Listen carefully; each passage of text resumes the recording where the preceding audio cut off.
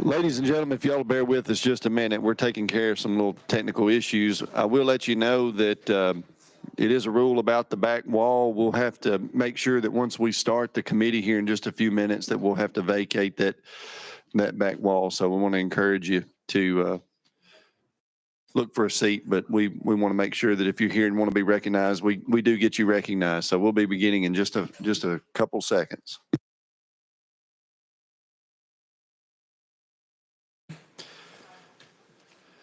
It's 9:09 on Wednesday, March the 26th. The House Criminal Justice Subcommittee is now in session.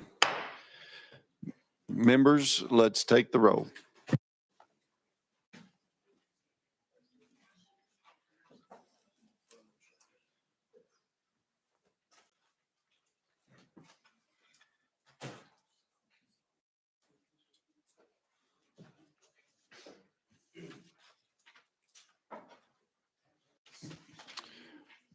Mr. Clerk, take the roll, please. Mr. Chairman, you have 8 members present. You have a quorum. Thank you very much. Members, do we have any personal orders before we begin today? Chairman Russell. Thank you, Mr. Chairman. I'd like to welcome my shadow to the House today, Lucas Duquette. Lucas, if you'll wave at everybody.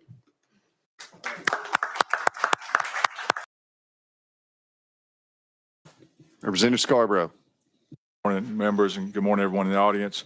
I'd like to welcome our local law enforcement folks here from the Sheriff's Association and Tennessee Association of Chiefs of Police. Thank you all for being here today.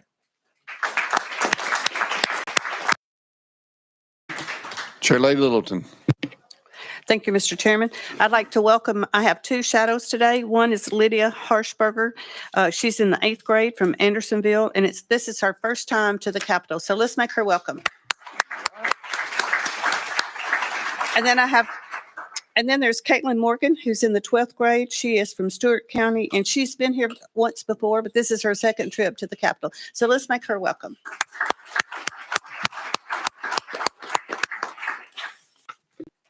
Anyone else? I have with me a shadow today from Stewart County High School, Mr. Luke Elkins. He plans to attend Murray State University and major in physics. So help me welcome him today.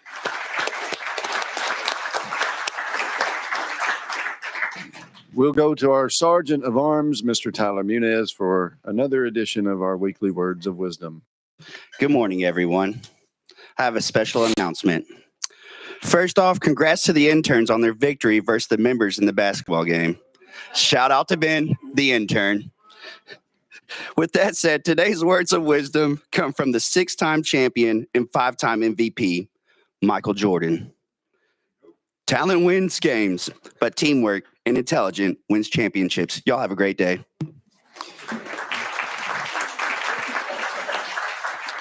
Thank you very much. A couple things we should have taken care of maybe yesterday, but item number 13. Item number 13, House Bill 985 by Representative Warner will be off notice. And item number 44, House Bill 956 by Representative Brooks will be off notice. That brings us to item number 4. Motion. House Bill 661 by Representative Chairman White. You do have an amendment, code 6398. Do you wish to proceed with that amendment? That's correct. Thank you. All right, you're recognized on the amendment. Thank you. The bill I bring before you today deals with domestic violence. Those who commit domestic violence, such as assault, aggravated assault, stalking, all the things that fall under that term. A lot of times, whenever a person's reported for domestic violence, the police may come out, they may be arrested for a day or two or have a restraining order. But we all know that domestic violence comes from a long term. They may have experienced it themselves as children growing up. And so it's not quickly fixed by spending a few days incarceration or restraining order. So the bill I have before you, 661, this particular one is called the Batterers Intervention Program. And the law requires a judge to sentence a defendant to a certified batterers intervention program that has been certified by the Domestic Violence State Coordinating Council if it is available in the county. Right now, there's 40 counties that do have this certified program that the judges can use in those counties. And in the language, it says the defendant must serve the full term of the course, which is in the bill, a minimum of 26 weeks, no more than 48 weeks. And each session is 2 hours long. And then the ratio of counselor to victim or defendants in there is 6-1. And if the defendant does not complete the full course, then their sentence goes back to the original sentence the judge could impose, which may be incarceration. What this is an attempt for a long-term 26 weeks, a half a year, is to really get the root causes of what the person is going through, so they just don't keep repeating, going back home or back in the family, repeating these things. And we do have a guest that has asked to testify on this today too. But with that, that's the simple explanation of the bill. Well, thank you. We are on the amendment. Does the amendment make the bill? That is correct. All right. Let's take up Amendment Code 6398. All those in favor of attaching that to House Bill 661, say aye. Those opposed? The ayes prevail. You adopt her on the bill as amended. We have testimony today. Members, Representative Scarborough, do you want to ask a question now or wait for testimony? All right. Thank you. All right. Members, we'll go out of session. We're going to hear from Michelle Johns. You can either sit at those chairs up front or you could stand at the podium at your. Okay. If you will, introduce yourself for the record. You will have 3 minutes for comments, and then we will open it up for questions or discussion from the committee. Okay, thank you. My name is Michelle Johns, and Chairman Doggett, committee members, and Representative White, thank you so much for the opportunity to testify on this critical issue. I am deeply grateful for your time and commitment to ensuring the safety and well-being of individuals affected by violence in our state. House Bill 661 is about accountability and breaking the cycle of violence.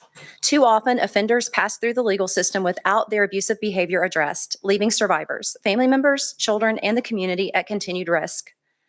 As a survivor of assault and a licensed professional counselor, I have personally and professionally experienced the devastating impact of domestic violence. 34 years ago, I left my abusive husband with a 3-year-old son and a 5-month-old daughter. My abuser threatened me using psychological and physical abuse. Leaving my abuser gave me moments of reprieve, but did not end the threats of abuse.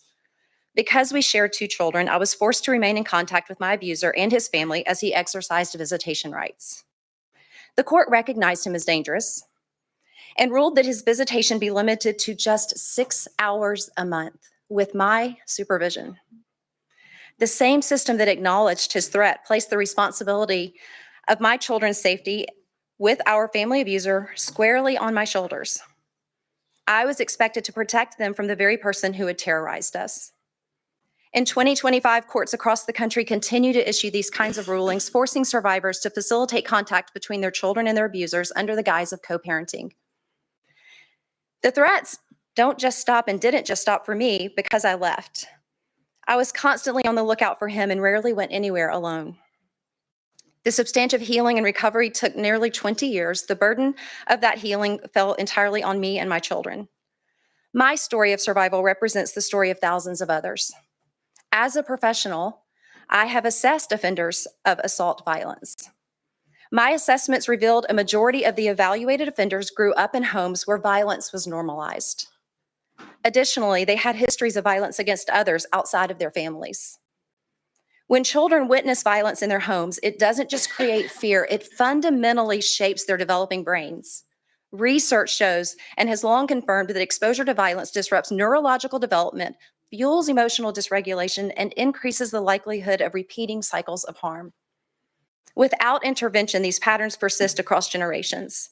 So if we are serious about breaking the cycles of violence, we must address the root cause, the offender. Several states have implemented and studied intensive interventions, such as presented in this bill, that show promising results with significant long-term cost savings and reductions in recidivism. I urge this committee to recognize that real justice is a system that both holds offenders accountable to the law and offers a path forward, reducing repeat offenses.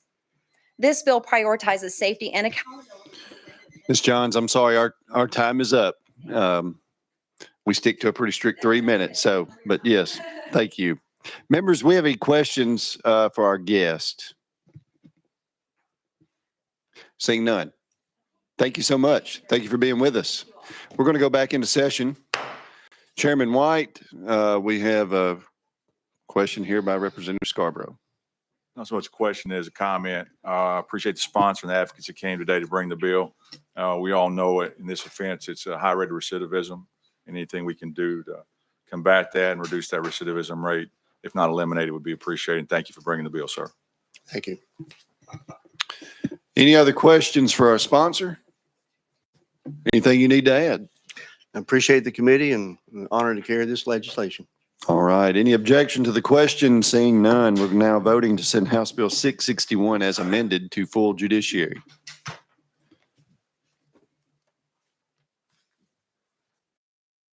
Does anyone wish to change their vote? Mr. Clerk, take the vote. Mr. Chairman, you have 9 ayes, 0 nays. The ayes prevail. House Bill 661 as amended moves on to full judiciary. Thank you very much, committee. All right, we're going to take up one more item here before we hop around, and that's going to be item number 12, House Bill 856 by Representative Capley. You are recognized on the bill. Thank you, Chairman. Thank you, committee. House Bill 856 establishes that a person is justified under certain circumstances to use deadly force against another to prevent or terminate that individual from committing or attempting to commit certain offenses against their property. It authorizes that a citizen can use deadly force if reasonably necessary to accomplish the lawful arrest of an individual, et cetera, et cetera. Basically, what we're doing here, Mr. Chairman and members, if someone is on your property and you believe that you cannot get them off and they are causing harm, lighting your barn on fire, trying to kill your cattle, breaking in your vehicle, trying to steal your truck, it's got your equipment in it, and you believe that there is no other option other than deadly force, that you can use deadly force, protect your private property. That's what the bill does. Thank you for that explanation. I have Representative Powell on the list. Thank you, Mr. Chairman, for the ability to ask the question. I've got some real concerns with this bill. And I guess, you know, thinking about all the times that people enter other people's property. Scenario, I've got 2 dogs, they get loose all the time. I got to go chase them down, run through neighbors' yards. You know, under this bill, if I was to go try to find my dog and was, let's say even, you know, had a concealed carry permit, had a weapon on me and was shot and killed, that person could claim under this bill something to basically get to have no consequences and take my life when I'm simply, you know, trying to track down my dogs. I think it's a very dangerous bill. That's just one example. I can think of multiple examples where this goes far beyond, I think, any sort of reasonable standard for someone to shoot another person. And so if you could address that, but I have major concerns about the bill. Yes, sir. Yes, sir. Thank you for the question. It says specifically in the language that the individual would have to prove that deadly force is the only option. There's no other option other than deadly force.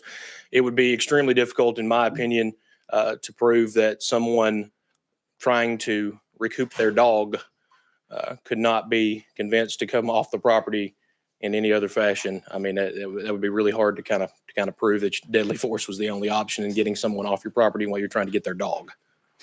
Yes, sir. Well, the only thing is I'd be dead at that point, so I wouldn't be able to give any sort of rebuttal to what actually occurred. So that's why I think this sets up an extremely dangerous precedent. And I'll be voting no and have major concerns about the bill. Representative Salinas. Well, I was just going to say what Representative Powell said, that if you are using deadly force and then you're asked, you can't defend yourself because then you're dead. And we've seen cases in the media of people driving up the wrong driveway and trying to sell cookies or whatever and have had major violence used against them. And I think this gives people an out for some of the discrimination that we have seen that have been driving a lot of that violence. So I will be voting no. Yes, sir. Thank you, Chairman. Yeah, this is a law in Texas. Texas doesn't seem to have a problem with this. I mean, It would be extremely difficult. Like I said, if you shot and killed someone in your driveway that's selling cookies, that would be extremely difficult to prove in court that deadly force was the only option to get them off of your property. That's not really the point of this bill. The point of this bill is what we had in East Tennessee when we had looting, we had people that lost everything, and we had individuals that didn't know what to do when they had someone come on their property and stealing all of their things, and they were afraid to use their Second Amendment rights to protect their property. They didn't know what to do. That's the point of this bill. We're not looking at shooting somebody that's selling cookies. We're not looking at trying to injure someone that's lost their dog. That's not the point of this. Not the point. Thank you, Chairman. Leader Lamberth.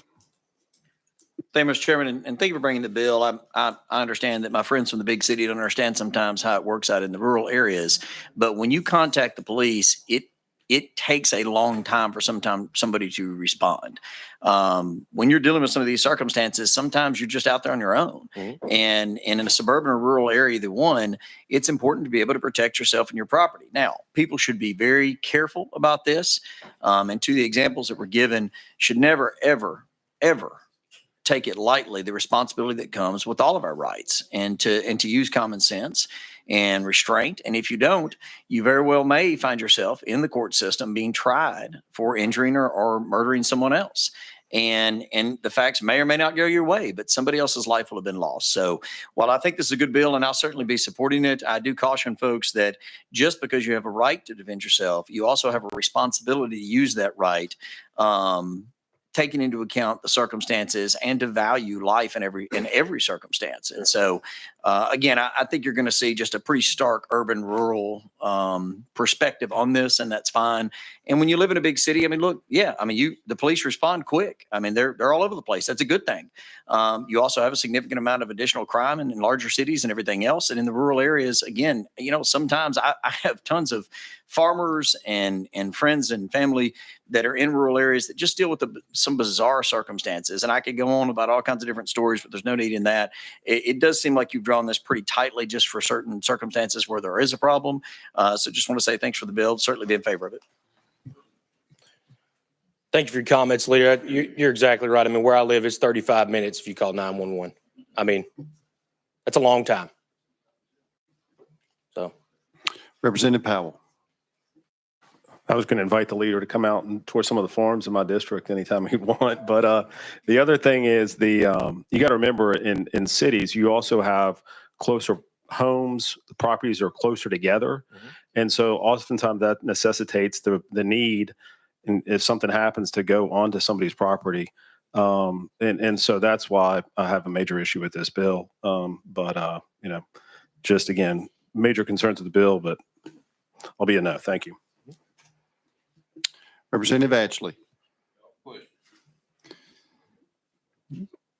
Question's been called. Any objection? Seeing none, we're now voting to send House Bill 856 on to full judiciary.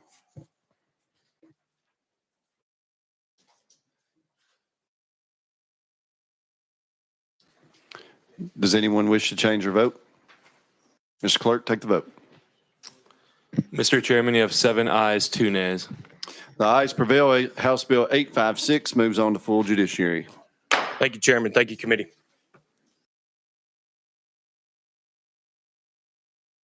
Members, we're going to go to final calendar number 2. Final calendar number 2. Yes, sir. Thank you, Mr. Chair. As I understand it, the bills on this final calendar have been general sub in the Senate. I want to make a motion to move every item on that calendar to the clerk's desk. All right. Stand by just a second, please.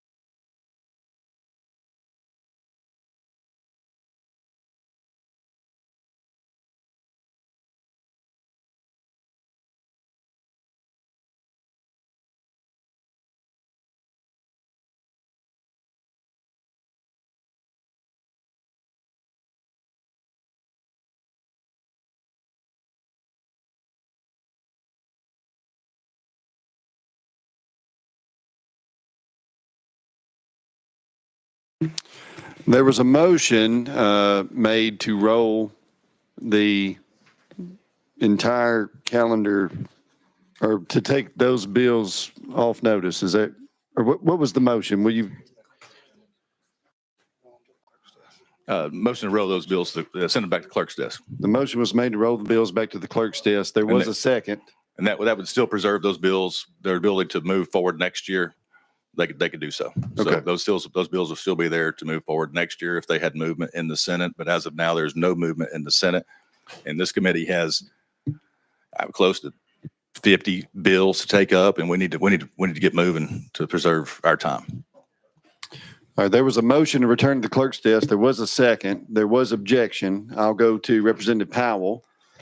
Mr. Chairman, it's been my experience in this House that we do not take action based upon what another body does. This is the House of Representatives.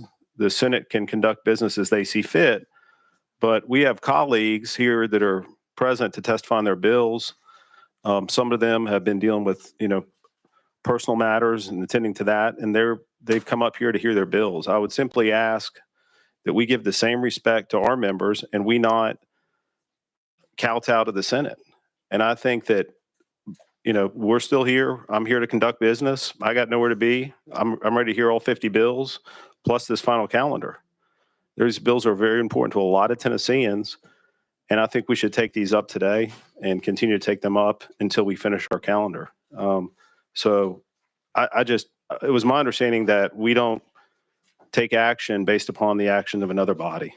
So I'd like clarity on that, but I hate to see us take action based upon whatever the Senate's doing. Leader Lamberth. Chairman, I know we have a member who has come a ways to try to be here on a couple of bills today. I would simply make a motion for an amendment to the motion that we exempt items 5 and 6 from the motion. So I understand the motion on the rest of them. There are several that are gen subbed, but the member has come a ways in some difficult circumstances to try to be heard. So I would make a motion that items 5 and 6, that we exempt those from that motion.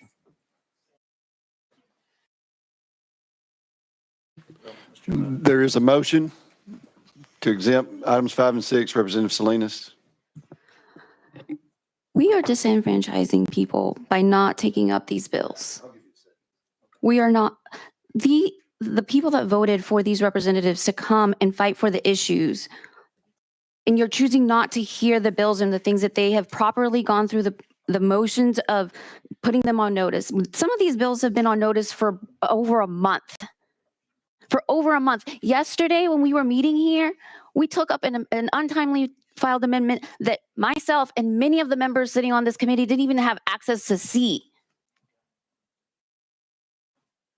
That is not democracy. And I understand why y'all want to get out of here early, but the people of Tennessee shouldn't suffer because of your decisions. We do have a motion to amend the previous motion. It has been seconded. So, yes, sir. Representative Farmer. A clarification, I think Leader Lamberth had mentioned items 5 and 6. I believe the correct motion may have been items 7 and 8. Excuse me, 5 and 6. 5 and 6, good? Okay, 5 and 6. Okay, let's make sure we're clear on that. Sorry. The More motion, confusion there. Sorry. amended motion by Leader Lamberth, items 5 and 6 not be returned to the clerk's desk. It has been seconded. Is there objection to the motion? There is objection to the motion. So we will now be voting on the motion.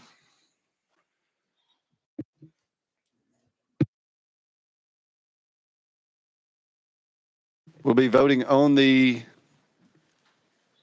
amended motion. Those in favor of the amended motion, say aye. Aye. Those opposed? No. The ayes prevail. We are on the amended motion, so now we are on item number 5 on the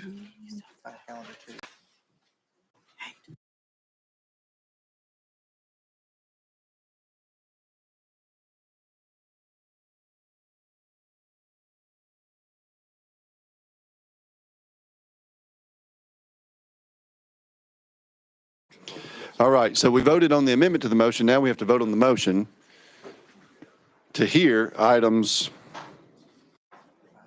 for consideration of items 5 and 6. All those in favor of consideration of items 5 and 6, say aye. Aye. Those opposed? The ayes prevail. We are now on item number 5, House Bill 1391 by Representative Pearson. You have a motion and a second. Thank you, Chair Doggett, members of the committee, and I appreciate the amendment of the amendment and recognize, to my colleague's point, our democracy requires people to elect folks to represent them, and not having the opportunity to present their bills does silence the voice of those 72,000 people that they represent. And we have a responsibility as leaders to listen to the voices of constituents and the people who represent those constituents. And so while I accept this opportunity to still speak on behalf of District 86 about these very important matters, I also just want to implore you that we have a responsibility and opportunity and an obligation to hear the voices of our fellow colleagues about the issues that matter to them. One of those issues that is of most important in our community is the issue of felon disenfranchisement. And also just disenfranchisement of people across our state. Hundreds of thousands, roughly 470,000 people in the state of Tennessee are not able to vote. This legislation that is before you, HB 1391, is expungement for people with misdemeanors and also people with Class E felonies. I had another piece of legislation that would actually give automatic voter restoration to individuals after they've served their sentence and their time. This is the reality. If we are going to have a more functioning democracy and a state that we know has the lowest voter participation and engagement, we have to not close the door on people because of the mistakes that they've made. We require to have a system that is filled with forgiveness, filled with righteousness, and filled with justice. Justice is not just how you punish people, it is how you restore people. It is how you do everything that you can to make sure that their voices and their say in this democracy and in this constitutional democratic republic is heard. I stand rising on behalf of the 21% of Black African-American people in this state who do not have the right to vote. I stand on behalf of people who want to have a say in what happens, not just in this chamber, but in their city council, in their county commission, in government, because we know that the power that happens in these places and the decisions that are made impact the people who are oftentimes the least involved in the decision making. And so even though we represent folks who haven't been allowed the opportunity to vote, we do not consistently see that their voices are being heard because they've been denied the opportunity to participate in the democratic process. This would only begin with the expungement of misdemeanors and Class E felonies. But we as a state have a responsibility to do everything that we can to restore citizens to their full citizenship, which is the participation in the voting rights process. Folks don't even know that if you commit certain crimes, you will no longer be able to vote.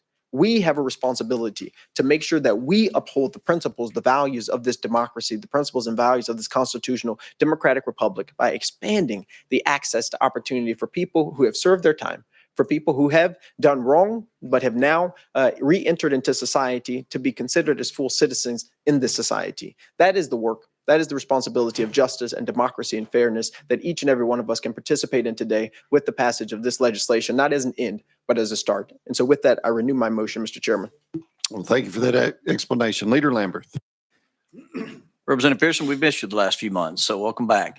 But I have consistently voted against automatic expungement, and here's why. I mean, I've been a practicing attorney for 20 years, and there's hundreds and hundreds of people that I have helped get their records expunged. People call me all the time and say, you know, hey, I've got this or that. And the first thing I say is, and please hear this, and I hope publicly anybody watching this, you can go to the TBI website and get your criminal history in Tennessee for $29. You should do that like you do a credit check. And see what's on your history. Sometimes there are mistakes that are on there. Sometimes it's somebody else that got arrested and somehow through some error wound up on your criminal history. And I've helped people with that. But I've also had folks that have very nuanced issues where they're in the military or they're going to a divorce or a child custody or a civil suit.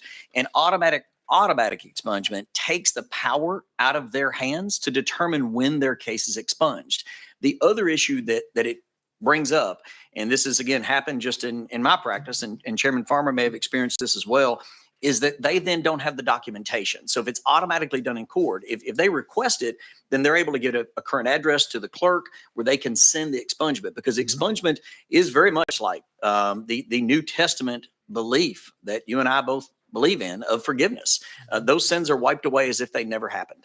And so once that case is wiped away as if it never happened, if somebody goes to the clerk's office, and I know you've researched these issues, you know this, but I say this more for public consumption. If someone goes to the clerk's office and asks for a proof that the case has been dismissed, because everyone's innocent until proven guilty, but if they can't prove the case is dismissed, it may still show out on the internet that they were arrested for something. And if they don't have the records for it that prove that it was dismissed and expunged, if it's just gone, they can't prove it. And so I've always voted against automatic expungement, but I fully support the expungement laws we have on the books, and we've expanded those every year. So I agree with some of what you said and agree with allowing folks to be able to get expungements, but it shouldn't be automatic because the power should always be in the individual's hand on when and how, and so that they have proof that it was not only expunged, but why it was expunged. So unfortunately, that's why, I mean, I wanted your bill to be heard. You drove a long way and came today to be able to do that. But I wanted to explain why I'd be voting no. So thank you, sir. Thank you, Leader.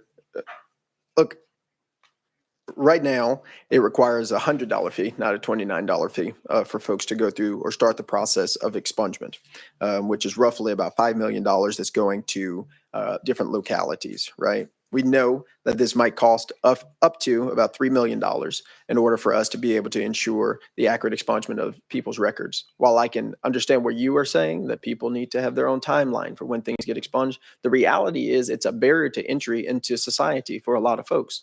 And we need to be a state, to your point, that realizes when someone has done something wrong, it should not consistently and continuously follow them. And when it comes to job applications, for certain jobs, when it comes to job applications and opportunities, a lot of people are being hindered from access into full citizenship because they have not had their records automatically expunged. They have to go through a process. I mean, you all know my fiance is training to be a lawyer, and there are expungement clinics happening all the time. But this would actually, according to our own researchers, this would lower the workload for DA's offices, as well as lower the workload for local court clerks by making sure that this is an automatic process that happens. Like, we do need to be a state, right, where that forgiveness is automatically guaranteed to people after they've served their time. This just makes sense. And not only is it a workload issue, it is about doing what is right, what is fair, and what is just. And for people who have done wrong, we cannot consistently punish them, or then, in addition to them serving their time in prison, tell them you have some more steps that you need to take before you're actually a citizen. That is not fair. That is not right. And while there is some nuance to the point that you mentioned, let's move this forward. And any amendments that you have that might be able to help this legislation, I'd be very happy to entertain it. But the reality is we need to do something that is more intentional and more serious for people in our communities, and not just Memphis, but all across the state of Tennessee, that are being deprived the opportunity to access full citizenship. Leader Lamberth. Thank you.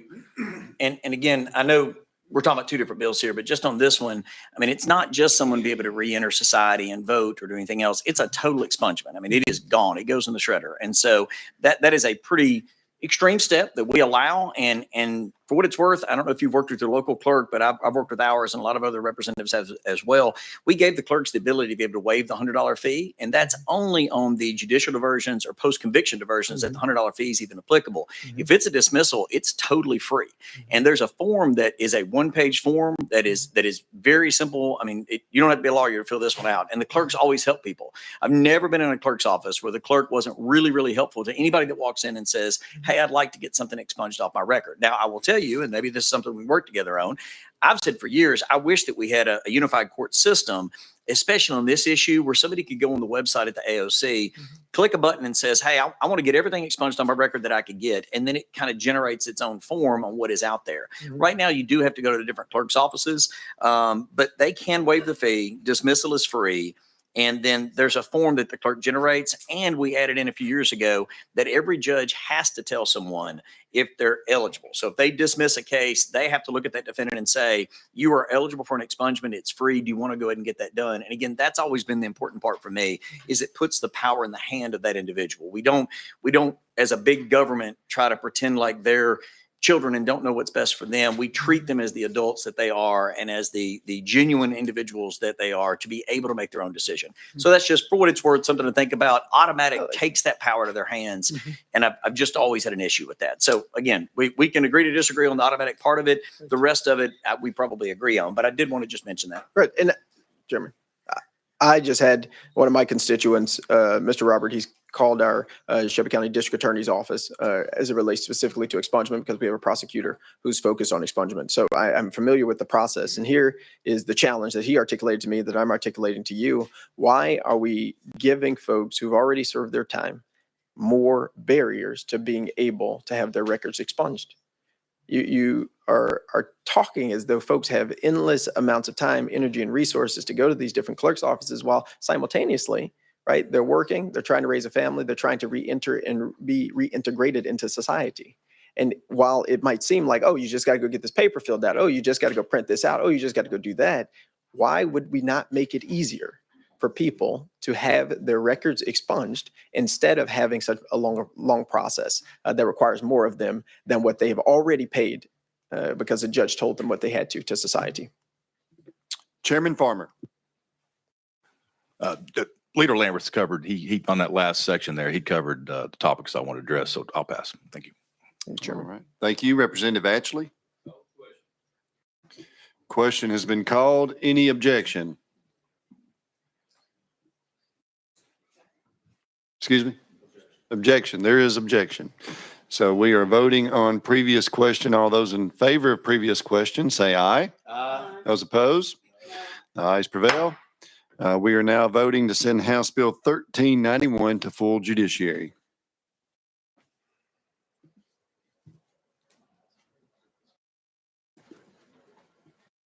Does anyone wish to change their vote?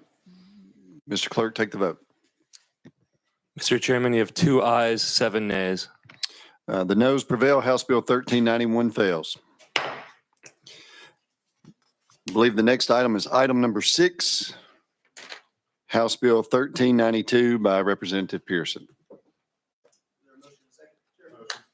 All right, you're recognized. Thank you. And Chairman Russell, if you have a question, I'd be happy to answer it before someone calls the question. I appreciate the conversation and discussion because that's what democracy requires. Our participation, our questions, our conversation, our discussion, not just the end of debate because you don't want to hear something. This bill is to repeal permitless carry.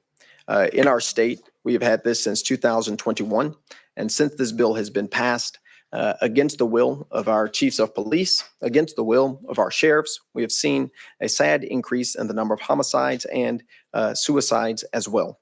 When this body repealed the permit requirement to conceal and carry a handgun in most public spaces, gun deaths have increased. And I saw some folks here from the Tennessee Firearms Association, a leader there, John Harris said, if you want to carry a gun for self-defense in Tennessee, go get the permit. 59% of Tennesseans disapprove the 2021 bill, and we are continuing to live with the ramifications of the decision of 2 lackadaisical attitude and legislation related to guns and firearms in the hands of people who should not have them. I am a proponent not just of the Second Amendment, but of the right for people to responsibly carry firearms. In our state, giving anyone who can walk into a gun store access to a firearm that can hurt them or to hurt other people is wrong. It is detrimental. It is immoral.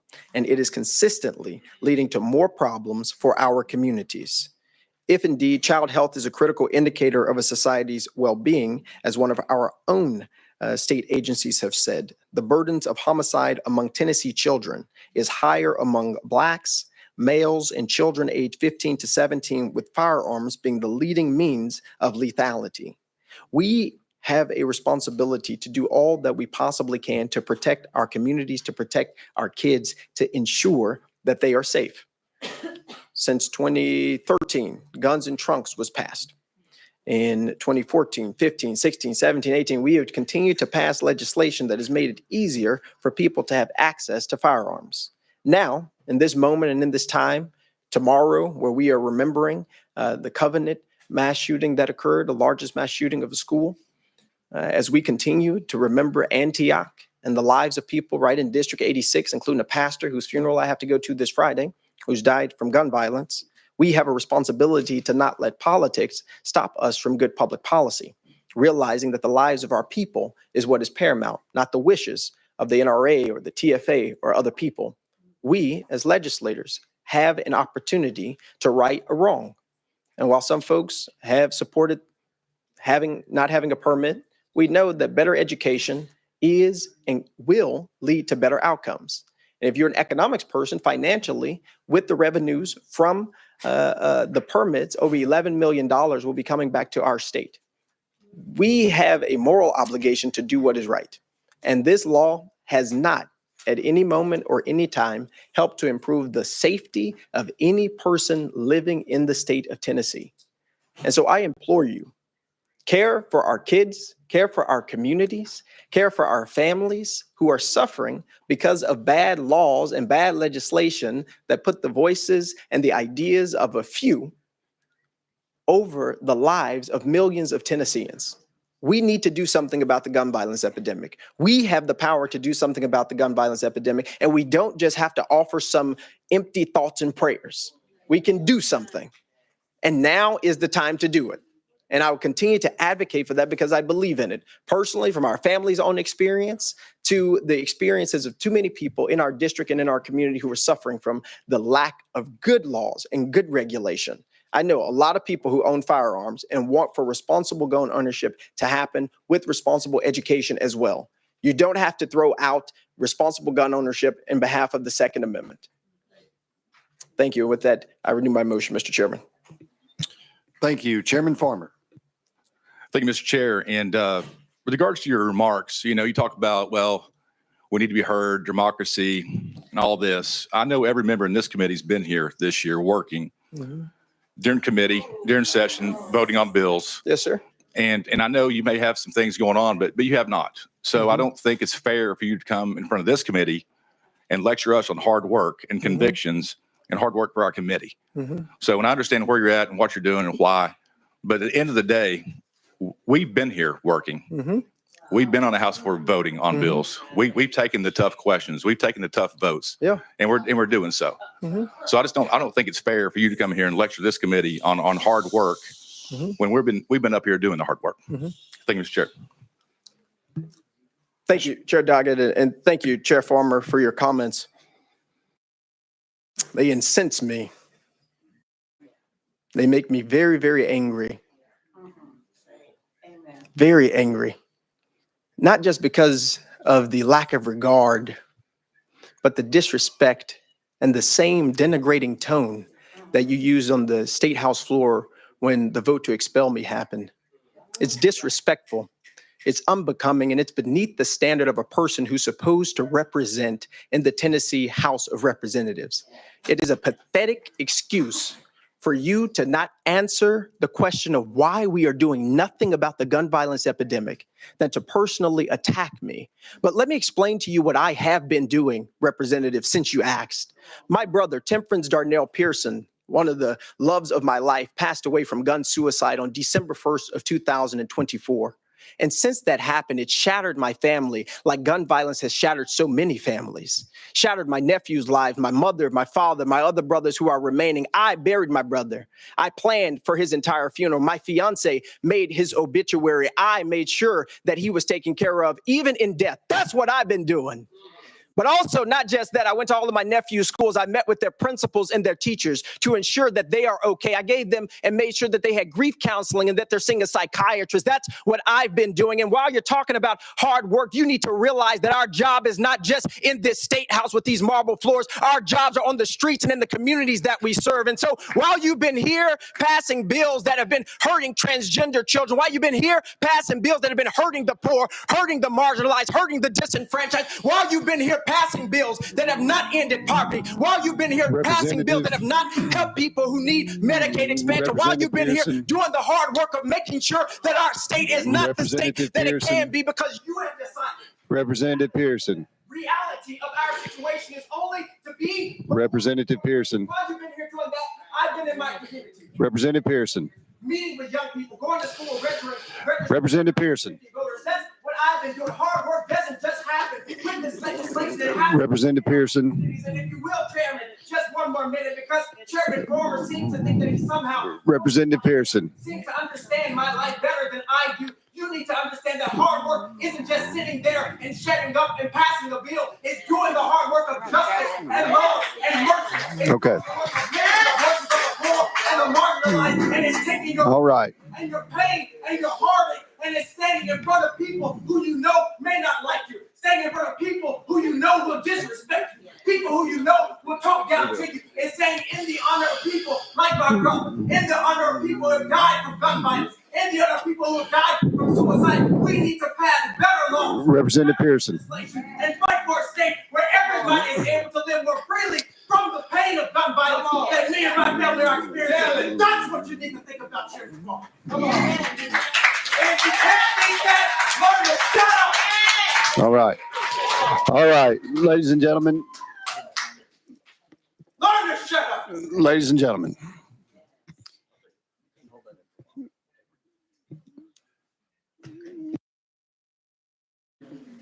Chairman Farmer, briefly.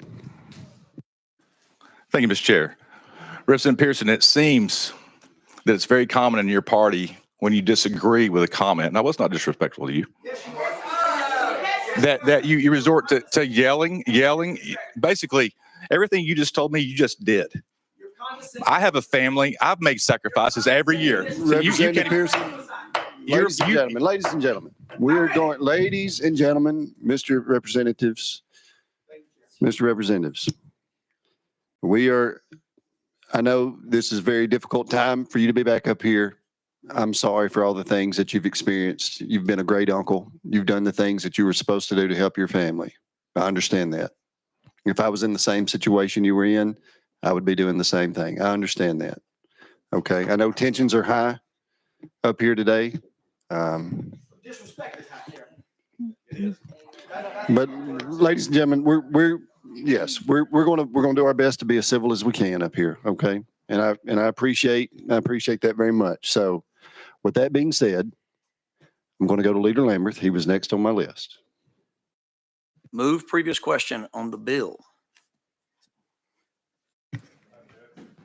Previous question has been called on the bill. We have objection. Okay. We are now voting on previous question. All those in favor of previous question, say aye. Aye. Those opposed? No. The ayes prevail. We are now voting to send House Bill 1392 on to full judiciary.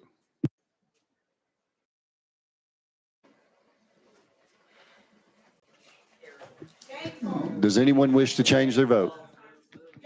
Mr. Clerk, take the vote. Mr. Chairman, you have 2 ayes, 7 nays. The noes prevail. House Bill 1392 fails. No. 5-minute recess.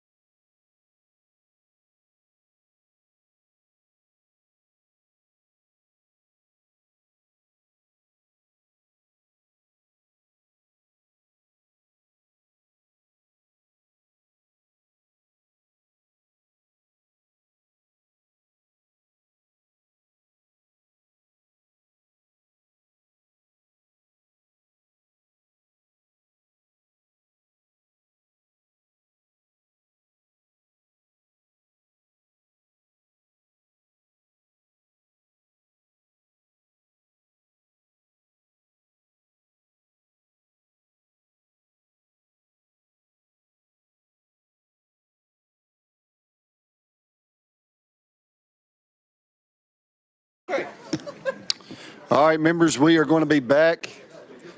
We are back in session. We're going to go back to calendar number 1. We're going to go back to calendar number 1, and we are going to go to item 31.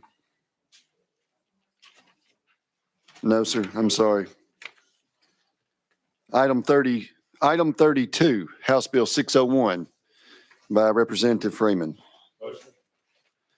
You have a motion and a second. There's Amendment Code 6334. Yes, sir, that's correct. All right. Does the amendment make the bill? Yes, sir. Let's get a motion and a second on the amendment. All right, seconded. All right. Any objection to the question on the amendment? If not, we're voting to adopt Amendment Code 6334 on the House Bill 601. All those in favor say aye. Those opposed, ayes prevail. You adopt. We're on your bill as amended. You recognize. Thank you, Chairman. So I'm going to be really quick. Amendment 6334 makes the bill, reflects a compromise between the DA's conference and the Tennessee Innocence Project. Currently, under Tennessee law, there's no legal path for people with new non-scientific evidence of innocence to get back into court if they have entered a plea of guilty. This bill solves that problem by creating a pathway for innocent people to have their case heard. The law gives the judge the ability to reopen the case of innocence when agreed upon by petition filed by both the DA's District Attorney General and the convicted individual or their counsel. This change in the law provides a mechanism to get these cases back into court while assuring these petitions are only heard in the very rare situations of actual innocence. And with that, I stand ready to answer any questions. Thank you for that explanation. I do know that the posture it was in the Senate as of earlier this week that it had failed, but my understanding is it has been brought back by the sponsor of the Senate. That's correct. And it was based on the agreement between the two parties. Yes, sir. Thank you for that. Any questions for the sponsor, Leader Lambert? And the rest of the year, we don't normally care what the other body is doing. But when you say brought back, as someone making a motion to reconsider their actions, which would take, it was a 4-4 vote, I think, so it would take a 5-4 for them to overturn it. That is my understanding. And it's, again, based on, I'm sorry. Yes, sir. Go ahead. That is my understanding. Again, it's based on the DA's conference being in support of this amendment, and they're nodding in the back. Well, I will say just for me, I mean, I was a no on this one before. I'm still a no. There are a multitude of different ways for someone to be able to prove their actual innocence. Adding just one more puts victims' families and survivors' families through more of just an absolute hell that they've already gone through. So that's just where I stand on it. And it sounds like you've worked with everybody and tried to come up with the best solution on this, but it just feels like to me there's plenty of options out there already. But I deeply respect you, appreciate your work. Yes, sir. Thank you.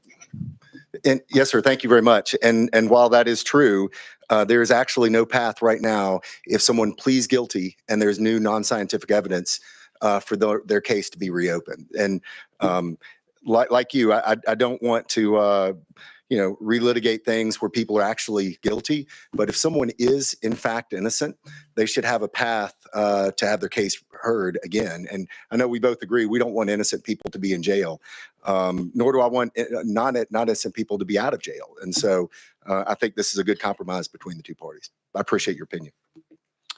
Any other questions for the sponsor? Seeing none, any objection to the question? Seeing none, we're now voting to send House Bill 601 as amended to full judiciary.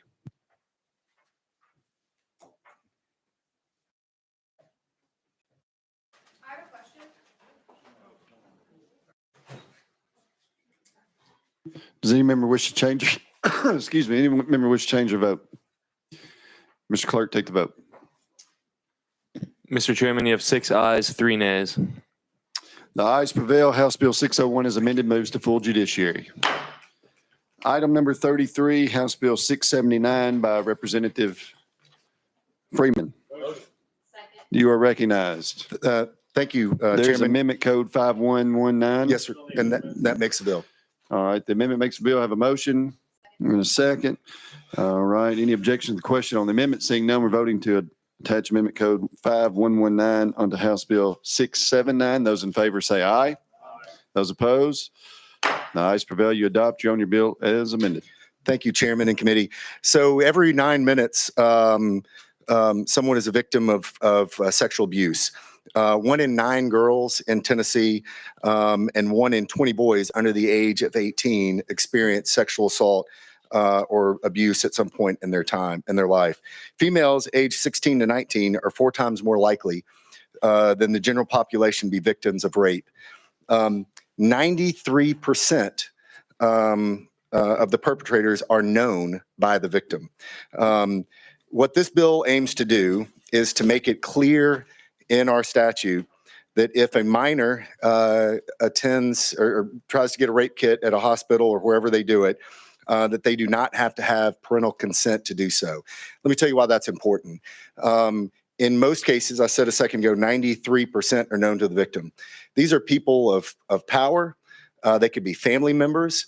And to ask a minor to go in front of the person that could have very likely been the perpetrator of this crime and ask for permission, and or a person of power in their community to ask for permission, removes their ability to get real justice. And so again, what this bill does, it just makes it abundantly clear that minors do not need parental consent. We've got an email from a facility, sexual assault center in East Tennessee, that has said that they have stopped performing rape kits on minors 14 to 18 because of this misunderstanding of the law, or their interpretation of the law. I know we've had some discussions back and forth that the opinion is that the law does not read that way. However, if that's the case, fine. Let's go ahead and put it in statute, make it abundantly clear that if you are a minor, you no longer need parental consent to get a rape kit. With that, I stand ready to answer any questions. Thank you for that explanation. Questions for the sponsor? Seeing none. Any objection to the question? Seeing none, we're now voting to send House Bill 679 as amended to full judiciary.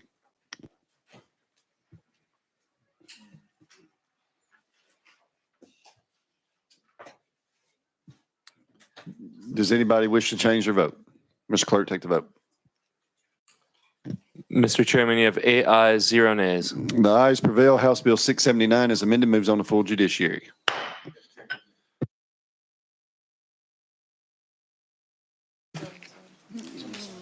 All right, let's go to item number 8, House Bill 1204 by Chairman Kumar. You're recognized. Thank you, Mr. Chairman and committee. House Bill 1204 addresses 3 problems. Chairman Kumar, one moment, I'm sorry. There was an amendment code 4791 that was timely filed. Do you wish to proceed with that amendment? Yes, sir. All right, you recognize on the amendment. Does the amendment make the bill or? It makes the bill. Okay, well, let's consider amendment code 4791. All those in favor of attaching that to House Bill 1204, say aye. Or 4791 on the 1204, say aye. Those opposed? The ayes prevail. You adopt. We're on the bill as amended. Chairman Kumar. Kindly give me a moment to make sure we're taking on the right amendment.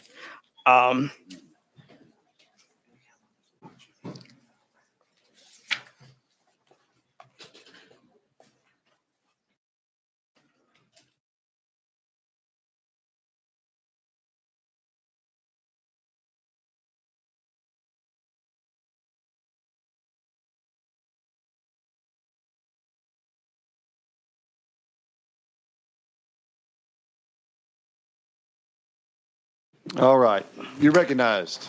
Thank you. House Bill 1204 does 3 things. First, it addresses the problem that when a person is arrested for a DUI and a blood draw or testing is needed and they refuse or they are resistant to it. In that situation, it is customary for a law enforcement officer to assist medical personnel in getting the blood drawn. And the idea is to do that with reasonable force when it takes to restraining a person who's intoxicated.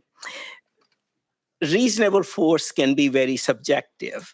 And one of our police officers came to me and said, can you solve that problem? And the solution suggested is rather than using reasonable force, the person will be informed that if you resist the police officers in doing their work, then instead of 1 year, your license will be suspended for 1.5 years, adding 6 months to it. And I said to him, how can you do that? The person is drunk. They may not understand that, but that's medical terminology about having a proper consent. Here, implied consent statute goes into effect. So that's doable. This is one thing that House Bill 1204 does. The second thing is that it adds the use of oral fluids with the new taxa testing and so forth with a blood swab. Simply the various intoxicating substance can be tested. The third thing, it corrects an inequity in the law today where the penalty for a simple DUI is more than a vehicular assault. And that has happened because we kept an increasing penalty on one thing and the other one got left. Helping me understand all this and if to explain anything to you, I do have representatives from the Tennessee District General Attorneys Conference. They are here to testify, if you please. All right, members, we will go out of session.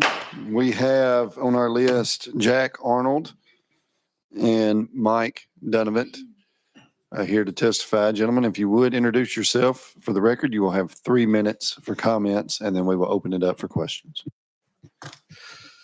Good morning, Mr. Chairman and committee. Mike Donovan, Deputy Executive Director, Tennessee District Attorneys General Conference. I'm just going to introduce Jack Arnold. He is our traffic safety resource prosecutor at the District Attorneys Conference. He's a specialist in DUI prosecution. And we worked with Representative Kumar to draft the remaining sections of this amendment regarding enforcement of implied consent, oral fluid testing, and revocation of driver's licenses on vehicular assault offenses. So Jack, if you'll introduce yourself. I'm Assistant District Attorney General Jack Arnold.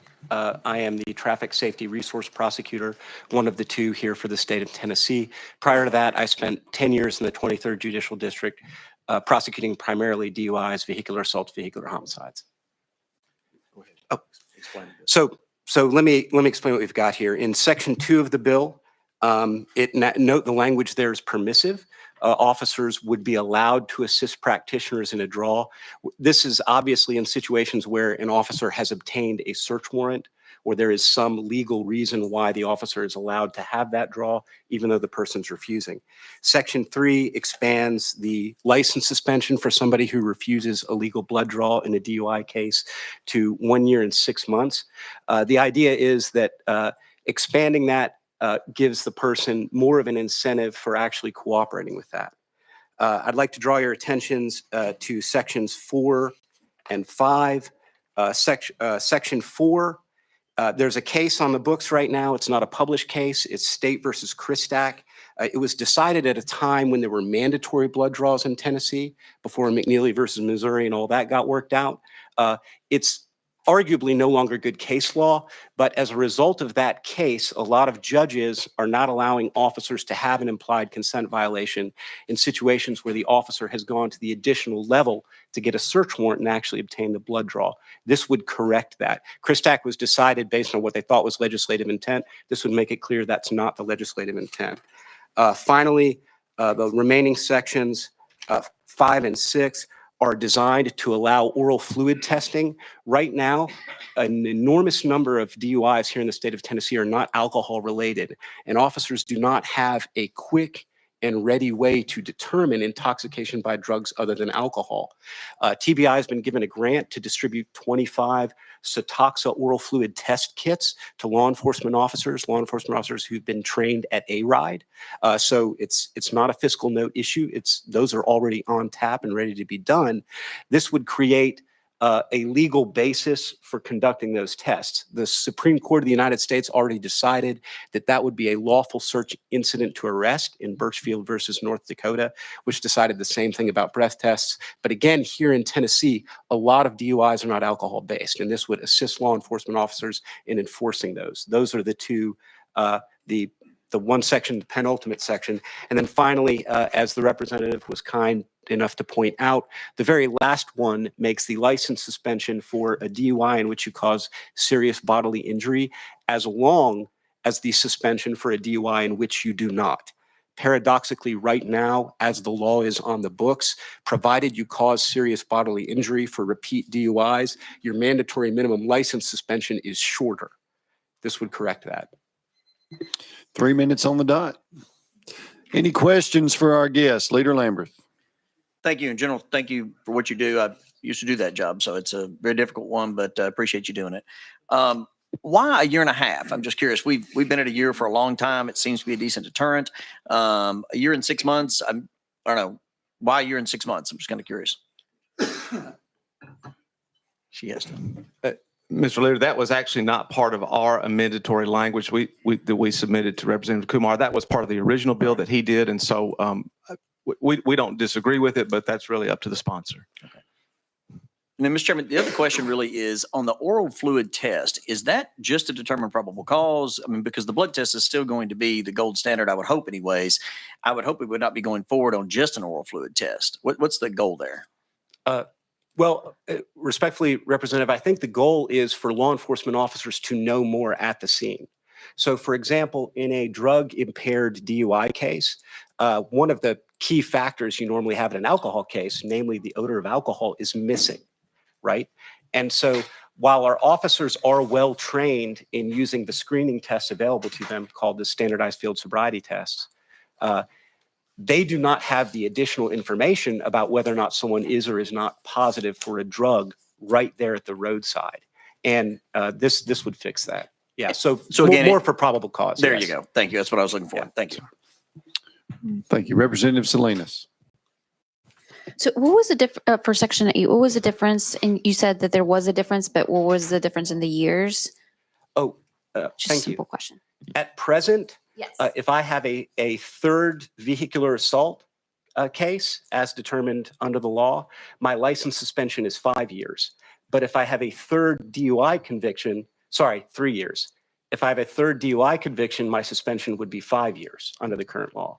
My fourth conviction for vehicular assault under the current law would require a license suspension of 5 years, whereas my fourth conviction of a DUI would require a license suspension of 8 years.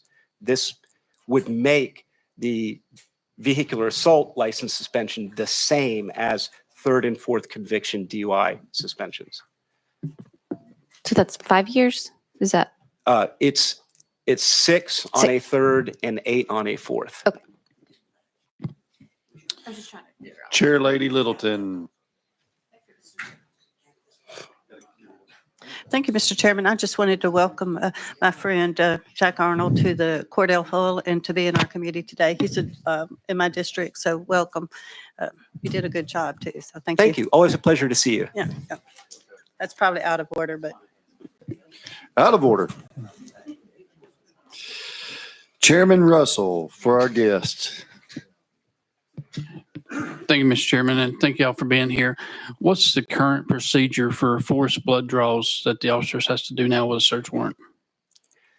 Well, so at present, of course, last year into the statute allowed for medical professionals, provided that it was consistent with medical practice, to use reasonable force to assist a blood draw.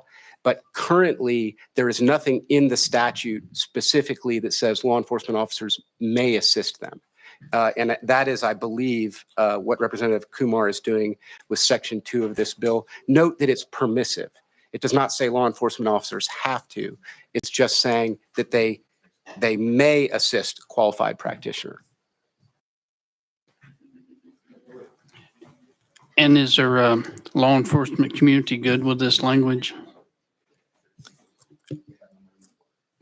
Representative, we met with and talked with the Sheriff's Association and the Department of Safety. I think they had some concerns about Section 2 regarding that, but we believe that because it's permissive, that it will not require them to go hands-on in the ER.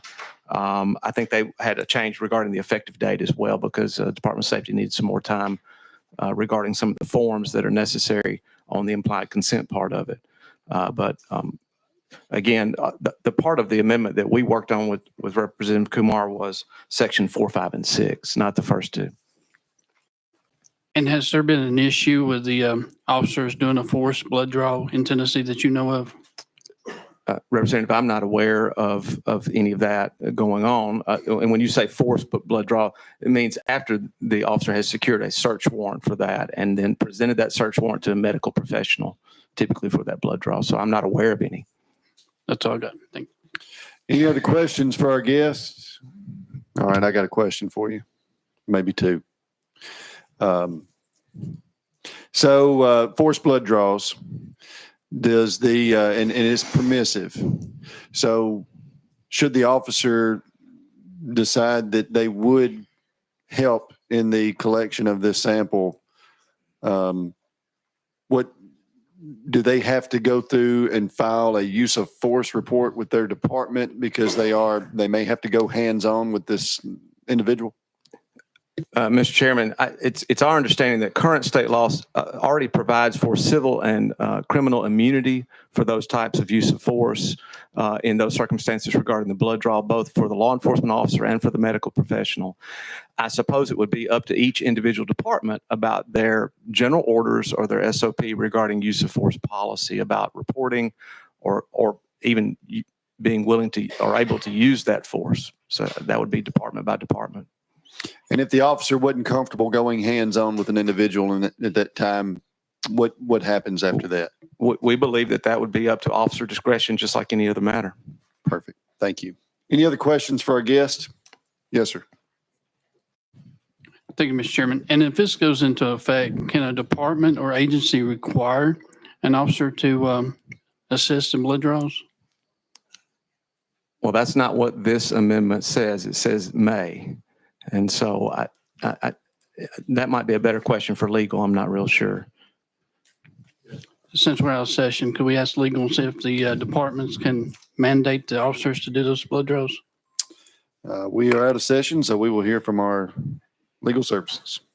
Michelle Fogarty, Office of Legal Services. As stated, the bill says that the law enforcement officer may assist. There's nothing in the language of the bill that requires the law enforcement officer to assist.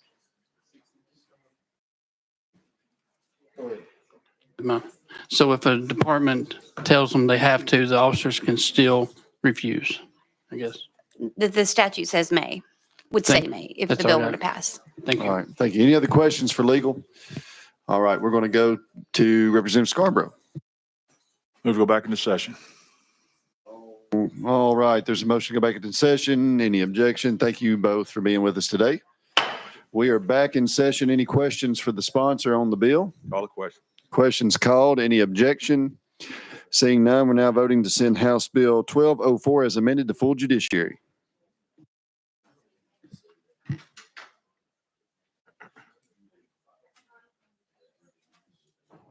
Does anyone wish to change their vote? Mr. Clerk, take the vote. Mr. Chairman, you have 6 ayes, 0 nays, 2 present not voting. The ayes prevail. House Bill 1204 as amended moves on to full judiciary. Members, we're going to go to, yes, sir. Thank you, Mr. Mayor. Mr. Chairman, I am aware that I'm out of my lane. Thank you for indulging me. It's good to see you. Thank you. All right, let's go to item number 62 by Representative Powell. There's item 62, House Bill 1299. All right, you are recognized on the bill. There is an amendment code. Yeah, make a motion on my amendment. If I could get the amendment on, then we can discuss the bill. All right, amendment code is 5183. There's a motion on the amendment and a second. The amendment makes the bill. Correct. So we will be now voting to adopt amendment code 5183 on the House Bill 1299. Those in favor say aye. Aye. Those opposed? The ayes prevail. You adopt. We're on House Bill 1299 as amended. You recognize. Thank you, Mr. Chairman. We do have testimony, but first, if I could introduce the bill and kind of get in its proper explanation and then move on to our testimony. So I am bringing this bill to ensure that Tennessee law continues to keep up with rapidly changing technology such as artificial intelligence. The bill is designed to protect innocent people that have their likeness stolen and used to create fake images and videos. These are called deepfakes. We're seeing an exponential rise in the circulation of these artificial intelligence generated intimate deepfakes online. Unfortunately, we have had instances where bad actors are fabricating content using AI technology to depict innocent individuals engaging in sexual acts that have devastating consequences to those individuals' livelihoods and careers. Those creating and circulating intimate deepfakes without the consent of the persons depicted should face legal and criminal consequences for such actions.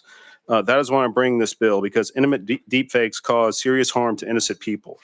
Victims report experiencing significant emotional consequences and trauma, as well as damage to their reputation and career. Last October, more than 30 teenage girls at a high school in New Jersey were violated when AI-generated nude images of them were circulated around their school, impacting their social, professional, and academic lives. Intimate deepfakes can be used for monetary extortion as well. The FBI recently warned the public about sextortion schemes in which intimate deepfakes are used to extort victims. Sextortion victims are disproportionately men. In addition to financial loss, victims report severe mental health issues, with dozens having taken their own lives. Without a regulation, anyone can fall victim to this form of exploitation, and because AI's technology is rapidly improving in quality and accessibility, this problem will continue to grow unless the problem is addressed through legislation. Currently, 30 states, including Alabama, Georgia, Florida, North Carolina, Virginia, Indiana, Iowa, South Dakota, list goes on, have enacted legislation that protect individuals from non-consensual deepfakes. I believe that Tennessee should be added to the list to protect victims in intimate deepfakes. The amendment addressed some concerns that the telecommunications industry had. But with that, if we could hear from testimony from an individual, I'd appreciate that, Mr. Chairman. All right. Thank you for that explanation. We will go out of session. We have with us Bree Smith. Is that correct? You can either stand at the podium or you can have a seat, but introduce yourself for the record. You'll have 3 minutes for comments. We'll open it up to the committee for discussion. Thank you. My husband and my attorney are here and seats are tight. Would they be They're allowed? welcome to sit right there. Would that be all right? Yes, ma'am.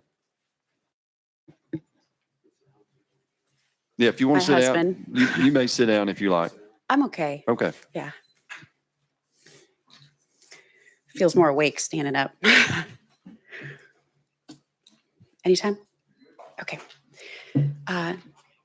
Chairman Doggett, committee members, thank you for the time today. My name is Bree Smith. Some of you may know me as a meteorologist from my time in broadcast here in Nashville. I'm also a wife, a mom to 2 beautiful boys. I'm a proud Sumner County resident. I volunteer for many organizations across the area. I'm on the board for Rock Castle, which is a gem in Hendersonville. Leader Lamberth, I know you've been instrumental in the Capitol project that they're doing, and it's fantastic. So thank you for that. I'm here today in support of House Bill 1299. Last fall, fake Facebook accounts pretending to be me started popping up. These accounts used fake pictures that showed my face on someone else's semi-nude body.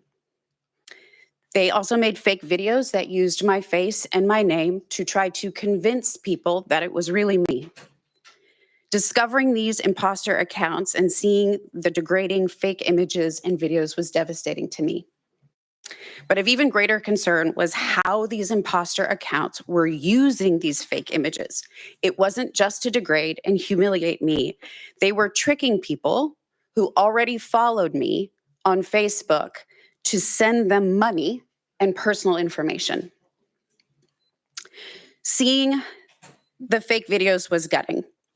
These imposter accounts violated me and they preyed on Tennesseans. Since last fall, there have been dozens, if not hundreds, of these imposter accounts that have popped up that are still trying to trick people into sending them money. I felt humiliated and scared. I didn't know what to do or how to fight it, and I didn't know how to protect the viewers and the people that trusted me online from being subject to this kind of extortion. When I asked my employer for help, I was told that nothing could be done. It was not illegal, and I had no recourse.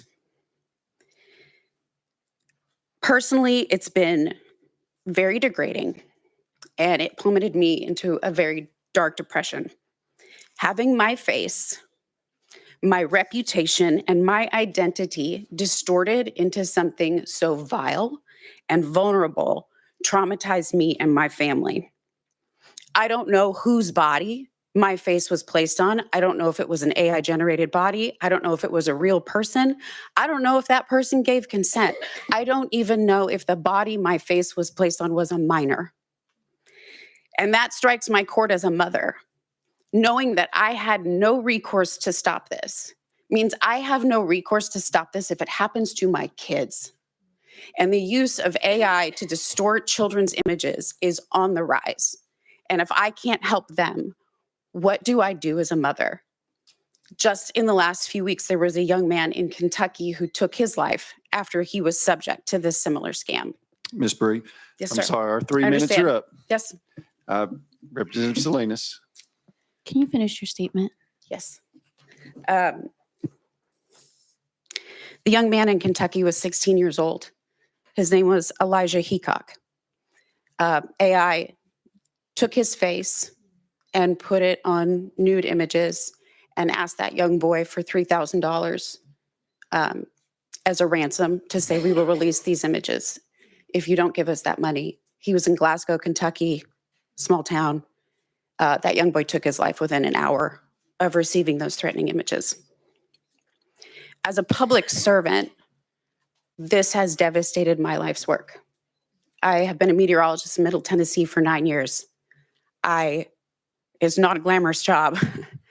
I did what I did because I believed that I could help people. I believed that when severe weather was happening, I could save people's lives. And so to then have my face, my reputation, the trust that this community put in me, now being weaponized to hurt the very people that I spent my entire career trying to protect. I mean, essentially, it stole what I've worked so hard to create and put me in an impossible place where now I was the threat to the people that I spent my entire career protecting.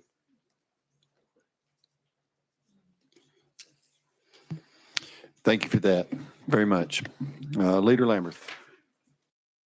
Just one Sumner County to another. I mean, thank you for being here today. And it's hard what you've gone through. We have tried for several years up here to get a handle on this AI stuff.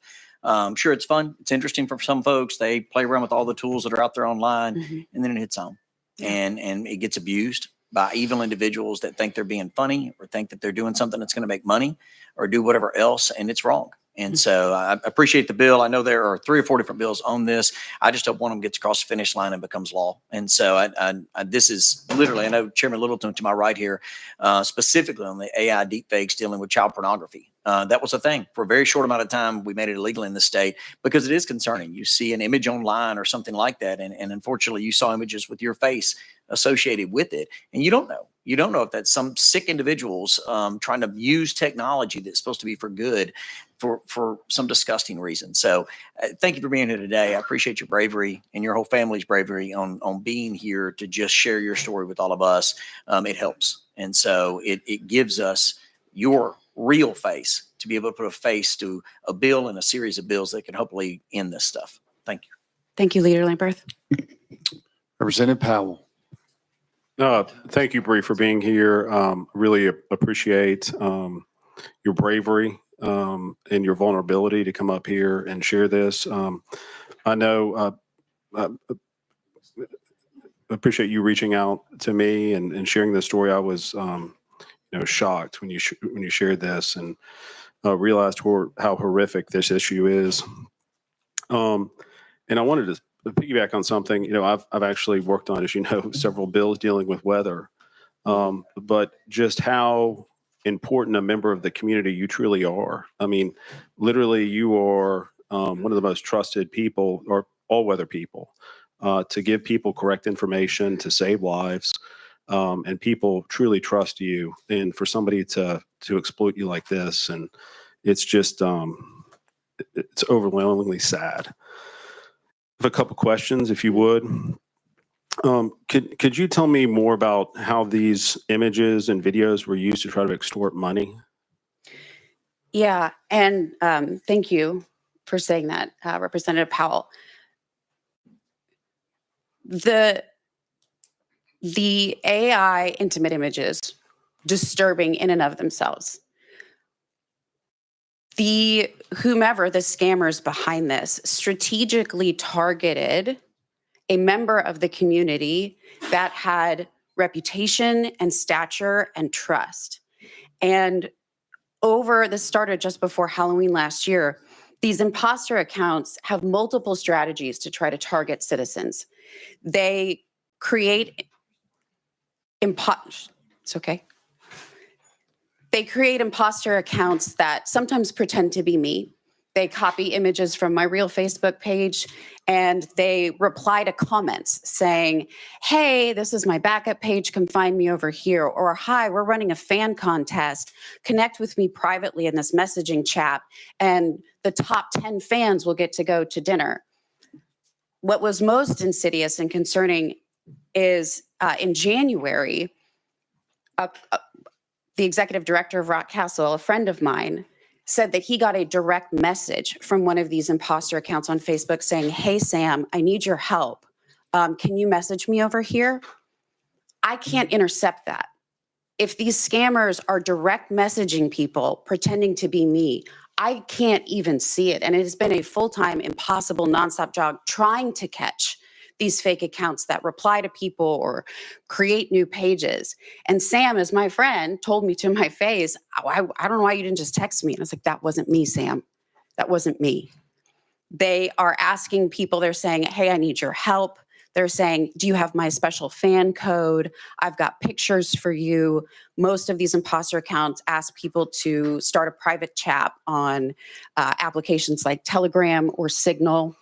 I actually engaged with one of these imposters via Telegram in January, and it was disgusting. I just wanted to see what this fake thing was saying. I wanted to know what they were saying on my behalf. And the account said, have it on my phone. Thank you so much for following me. How old are you? If we saw each other in person, what would you do? Do you have access to my fan ID? It's where I connect with my special fans. It's only $200. And at that point, I was just so horrified in the chat. I said, this is not the real Bree. I'm the real Bree. You need to stop doing this. And it deleted the entire chat history. I mean, I had screen grabs of all of it, but it's pervasive. I mean, there's been literally hundreds of accounts that have done this, and they are sending people to these apps using these images to either invite them to be a fan. When it initially happened last October and was brought to my attention, a viewer actually emailed me and said, I just want you to know I was contacted by an imposter account. It was very convincing. They sent him 2 images with my face on someone else's body, and they sent one deepfake video. The viewers shared them with me, so I saw them. And the deepfake video was kind of an identity video. It was me saying, it's really me, it's Bree, trying to prove to this person that it was really me.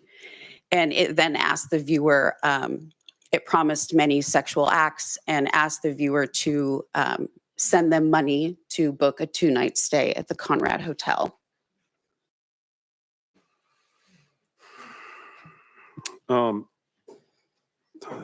It's horrific information. I know how powerful this is, and I know your husband is here and you're a mother. Can you talk about the impact this has had on you as a mother and as a wife?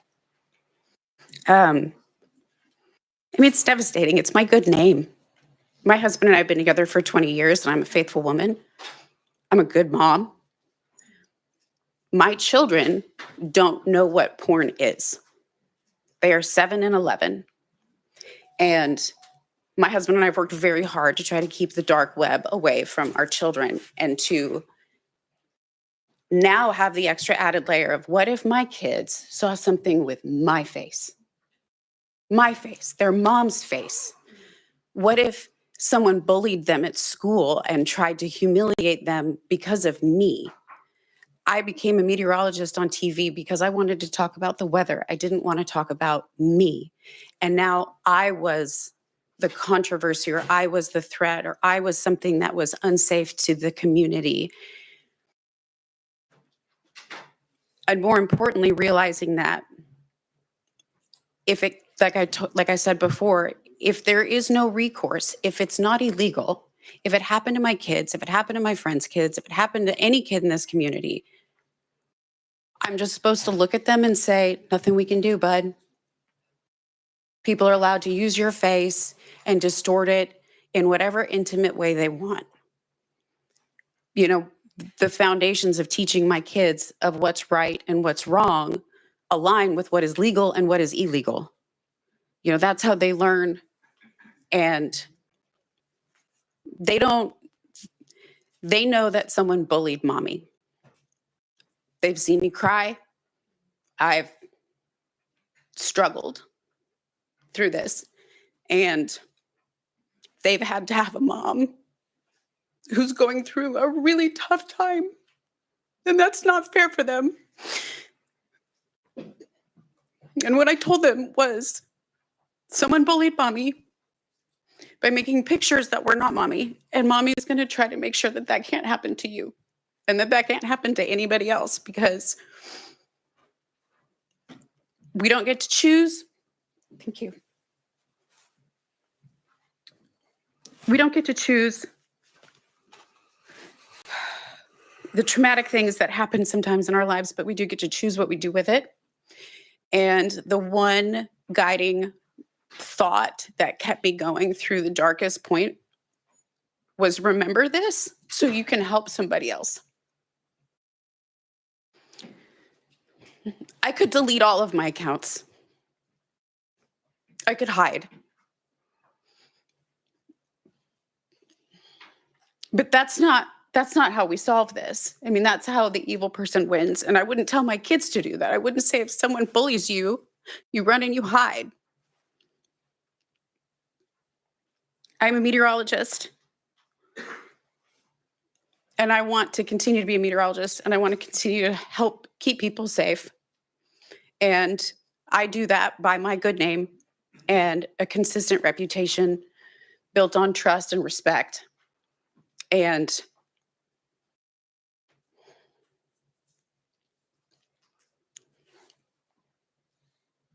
having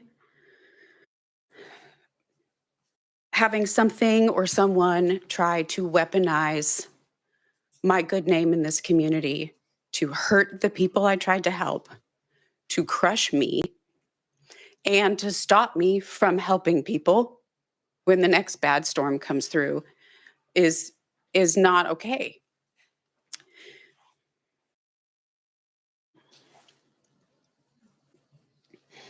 Thank you. Chairman, one more question.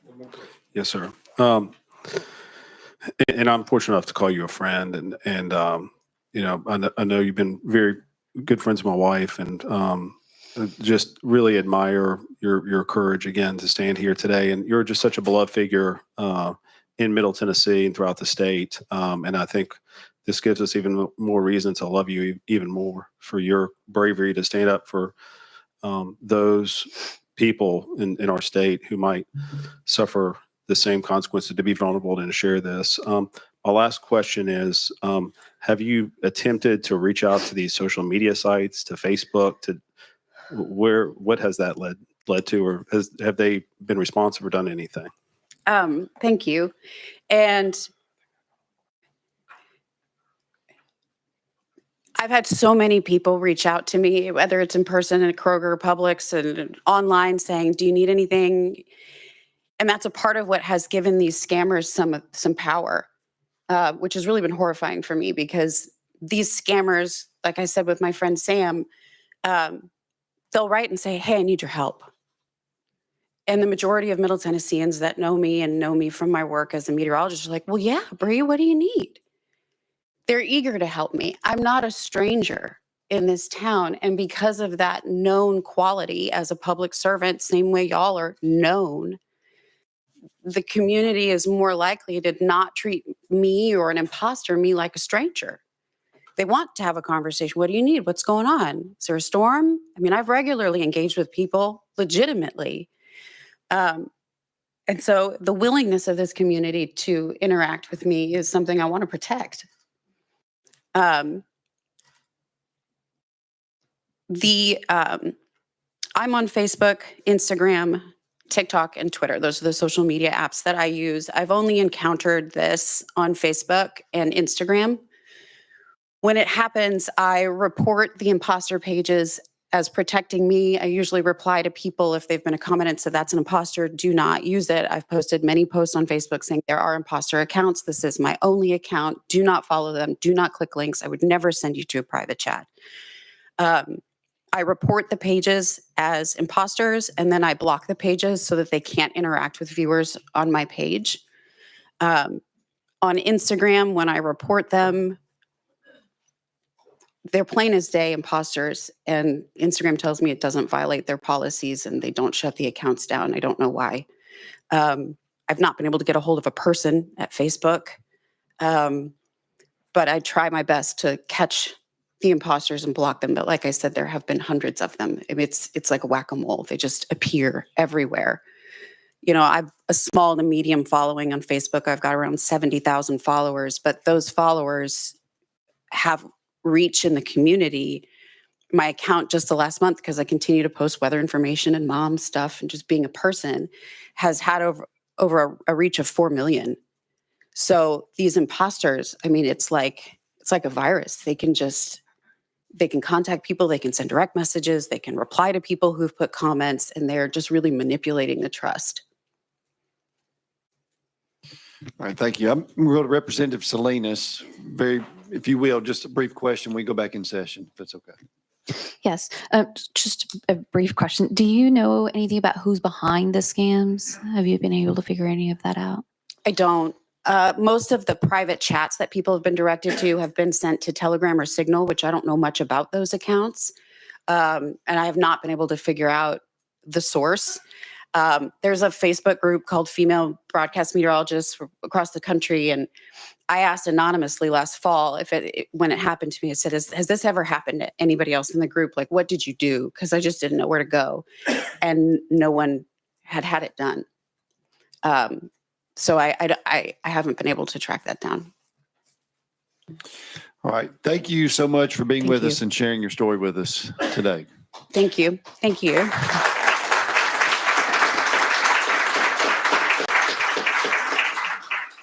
Members, we're going to go back into session. Representative Powell, you're recognized. Thank you, and members of the committee. I know there are several bills that we're working on this. I'd love to try to move this out of this committee and kind of see what we can do. Bree's been very instrumental in working on this and really helped me craft this. So I'd love to, if we could, move this bill forward and keep working on this very important issue. Questions for the sponsor? Seeing none. Any objection to the question? Seeing none, we're voting to send House Bill 1299 as amended to full judiciary.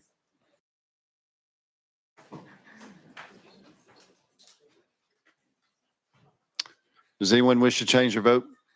Mr. Clerk, take the vote. Mr. Chairman, you have 7 ayes, 0 nays. The ayes prevail. House Bill 1299 as amended moves on to full judiciary. Thank you, Mr. Chairman. Let's go back, members, to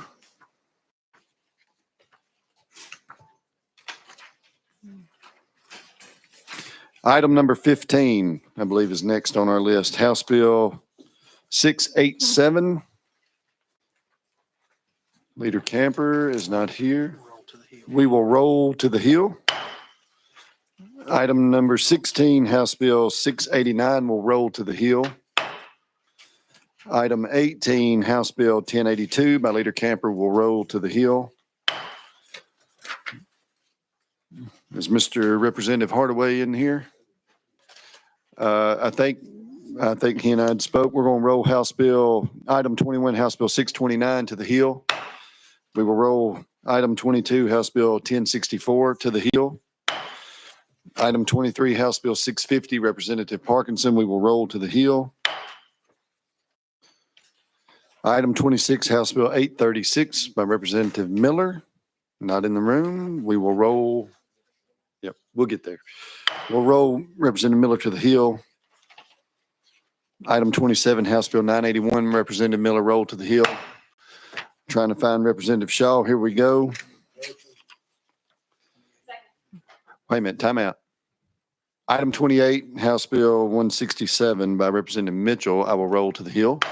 And now we're on House Bill 1191 by Representative Shaw. You are recognized. Thank you, Mr. Chairman and members. Bringing you this bill today. This bill, as introduced, would create a Class E felon for reckless discharge of firearms while operating or as a passenger in a motor vehicle. It would create a Class A misdemeanor for the reckless banishing of display of a firearm while operating the vehicle or as a passenger in a motor vehicle. That's the gist of this legislation. And with that, I stand for any questions from the committee. Thank you. We have testimony here today. We'll go out of session here from Mike Donovan, Steve Crump, Courtney Lynch. If you will introduce yourself for the record, you will have 3 minutes for comments and then questions from the committee. Thank you, Mr. Chairman and committee. My name is Stephen Crump. I'm the Executive Director of the Tennessee District Attorneys General Conference. And I want to apologize to Representative Shaw that I've not had an opportunity to go by and talk to him about this. We have a concern. Currently, if you brandish a weapon at an individual in Tennessee, it's a Class C felony aggravated assault. This would greatly diminish the class of crime that could be prosecuted in this case. And specifically, if there is a crime that is a specific intent crime, one that is specifically tailored to a situation like this one, and then there is also a general intent crime, such as aggravated assault, we are forced to prosecute the specific intent crime as opposed to the general intent crime. And so we'd love to work with Representative Shaw to accomplish what he's looking to do. We understand the problem he's trying to address, but we're very concerned about how this bill would affect things going forward. Any questions for our guest? Seeing none. Thank you for being here. We'll go back into session. Any questions for the sponsor? Representative Scarborough. Thank you, Mr. Chairman. Representative Scarborough. Sorry about that, Representative Shaw. Representative Shaw, after hearing from the DA's conference, would you entertain the idea of a summer study where you get a chance to get together with them and to talk about it? Thank you for that question. I certainly would. In fact, if I had known they had any concern, I would have worked with them before I came to the committee. It is their responsibility to contact me if I have legislation that they have concern with. And this is my first time hearing from them, but I am certainly willing to do whatever the committee's will is with this legislation, but I would like to work on it and see to it that we get something done if possible. So to answer your question, yes. Chairman, make a motion for summer study. As a proper motion, it has been seconded. Any objection? If none, we're now voting to send House Bill 1191 to summer study.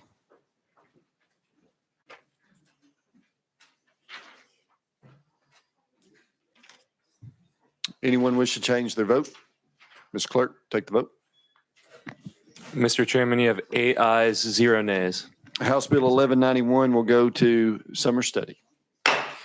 Item 30, House Bill 1274 by Representative Shaw. All right, Representative, you're recognized. Thank you, Mr. Chairman. Again, this bill was brought to me by Senator Ackberry from the Senate. One of her constituents had some problems a year or so ago with law enforcement. And what House Bill 1274 seemed to do is to require the TBI, independent law enforcement agencies, to provide a report to the Speaker of the House and the Senate detailing instances in the case where there are arrests made from DUI, other issues where there is no evidence of any drugs or alcohol. Now, I won't get into what happened with the constituent, but I think what we're asking for is if there could be some kind of independent study, because we don't believe overall that all law enforcement's bad. We think for the most part, we have good law enforcement officials, but for those few reports where people get arrested in these cases where something happened and it's the he said, she said situation, there could be some kind of report to the Speaker of the House and the Senate so we could kind of identify where these cases are coming from, how many of them we get within a year. This is what this legislation is seeking to do, is just to try and identify what few bad actors there may be, if there are any out there in law enforcement, because we don't think for the most part that there is, but we do believe that once in a while, there are some situations that happen that can't be explained, and we're just trying to zero in on that. That's pretty much the gist of the bill, unless you wanted me to get into what happened to the citizen, which I really would rather not if I could refrain from that. I don't Stand know for any that that's questions. necessary. Thank you for that. Yes. Leader Lamberth, Move previous question. previous questions called. Any objection? Seeing none, we're now voting to send House Bill 1274 to full judiciary.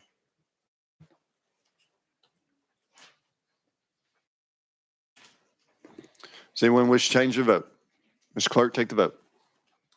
Mr. Chairman, you have 9 ayes, 0 nays. The ayes prevail. House Bill 1274 moves on to full judiciary. Thank you, Mr. Chairman, committee members. Yes, sir. Item number 31, House Bill 599 by Representative Freeman. We will roll to the Hill.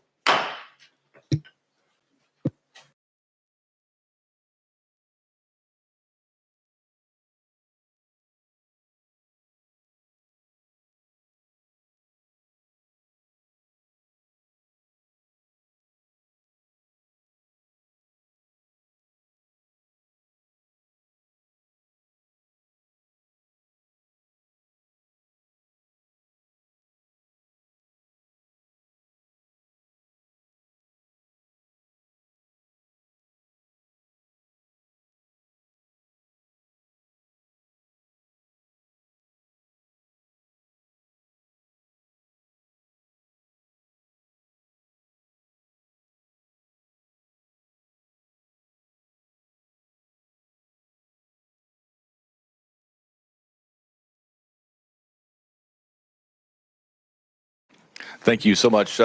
Members and folks, Representative Doggett, Chairman Doggett's got to step out. Another committee, it's that time of year. So it looks like we're on item 34. That's Representative Chisholm. He has the next 2 items. I do not see him. So we'll members, without objection, we'll roll items 34 and 35 to the Hill of today's calendar. And that brings us to item 36. Representative Dixie, sir, are you here? I have not seen him and do not see him. So without objection, we'll roll item 36 to the Hill. That brings us to item 37. Representative Hemmer. Maybe if he's standing in the hallway, he may walk in.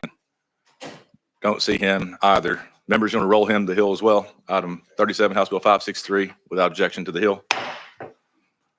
Brings to item 38. We have rolled that one to the Hill, folks, so that one's there. And that brings us to item 39. Looks like Representative Ben, you are right on time, ma'am. So you've got a motion and a second, and you're properly recognized. I don't see any. You have I don't see any amendments. There was yeah. Sorry. Okay. So there's an untimely filed amendment. Representative, you want to tell us what that does? Is it a material change, or kind of what does that do? This is 198. Sorry, give me a second. And members, it is in the dashboard. So. I don't think 198 had an amendment. Sorry. Okay. The amendments for 791. It may have been 792. So Yeah. that's my fault. Okay, it's okay. You're properly recognized, ma'am. Okay. Thank you, Mr. Chairman and members of the committee.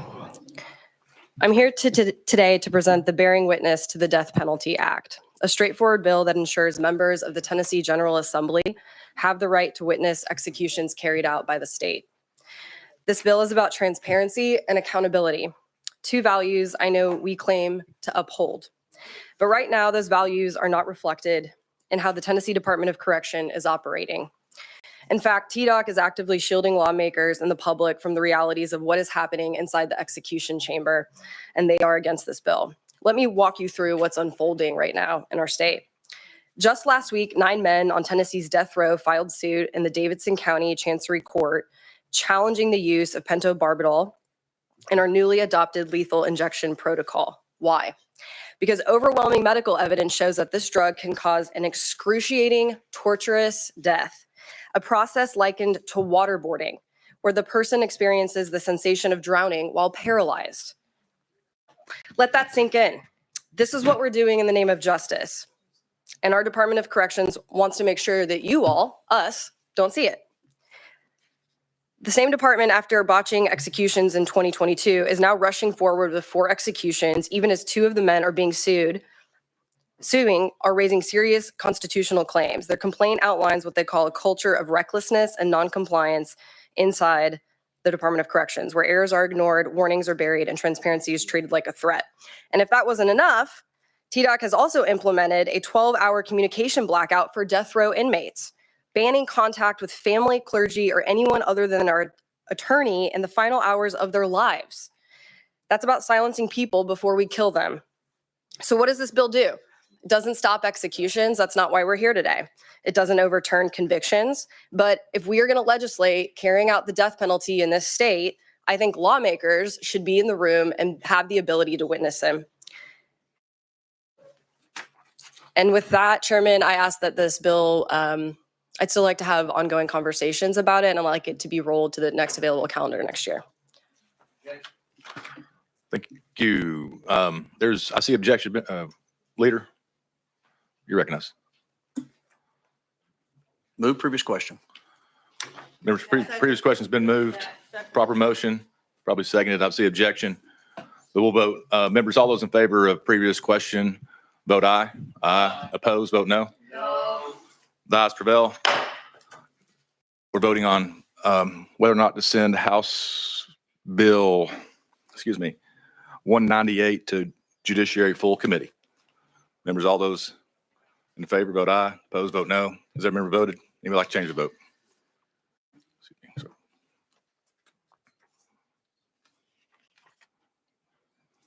All right, Madam Clerk, if you take the vote. Mr. Chairman, you have 3 ayes, 5 nays. Very good. House Bill 198 has failed. Ma'am, you're also recognized. You have item 40, House Bill 703. Do I have a motion or? Second. Ma'am, you got a proper motion, probably second. You're properly recognized. Thank you, Mr. Chairman. 60 years. 60 years is how long it would take to fix Tennessee's current infrastructure backlog with the funding we have now. 60 years.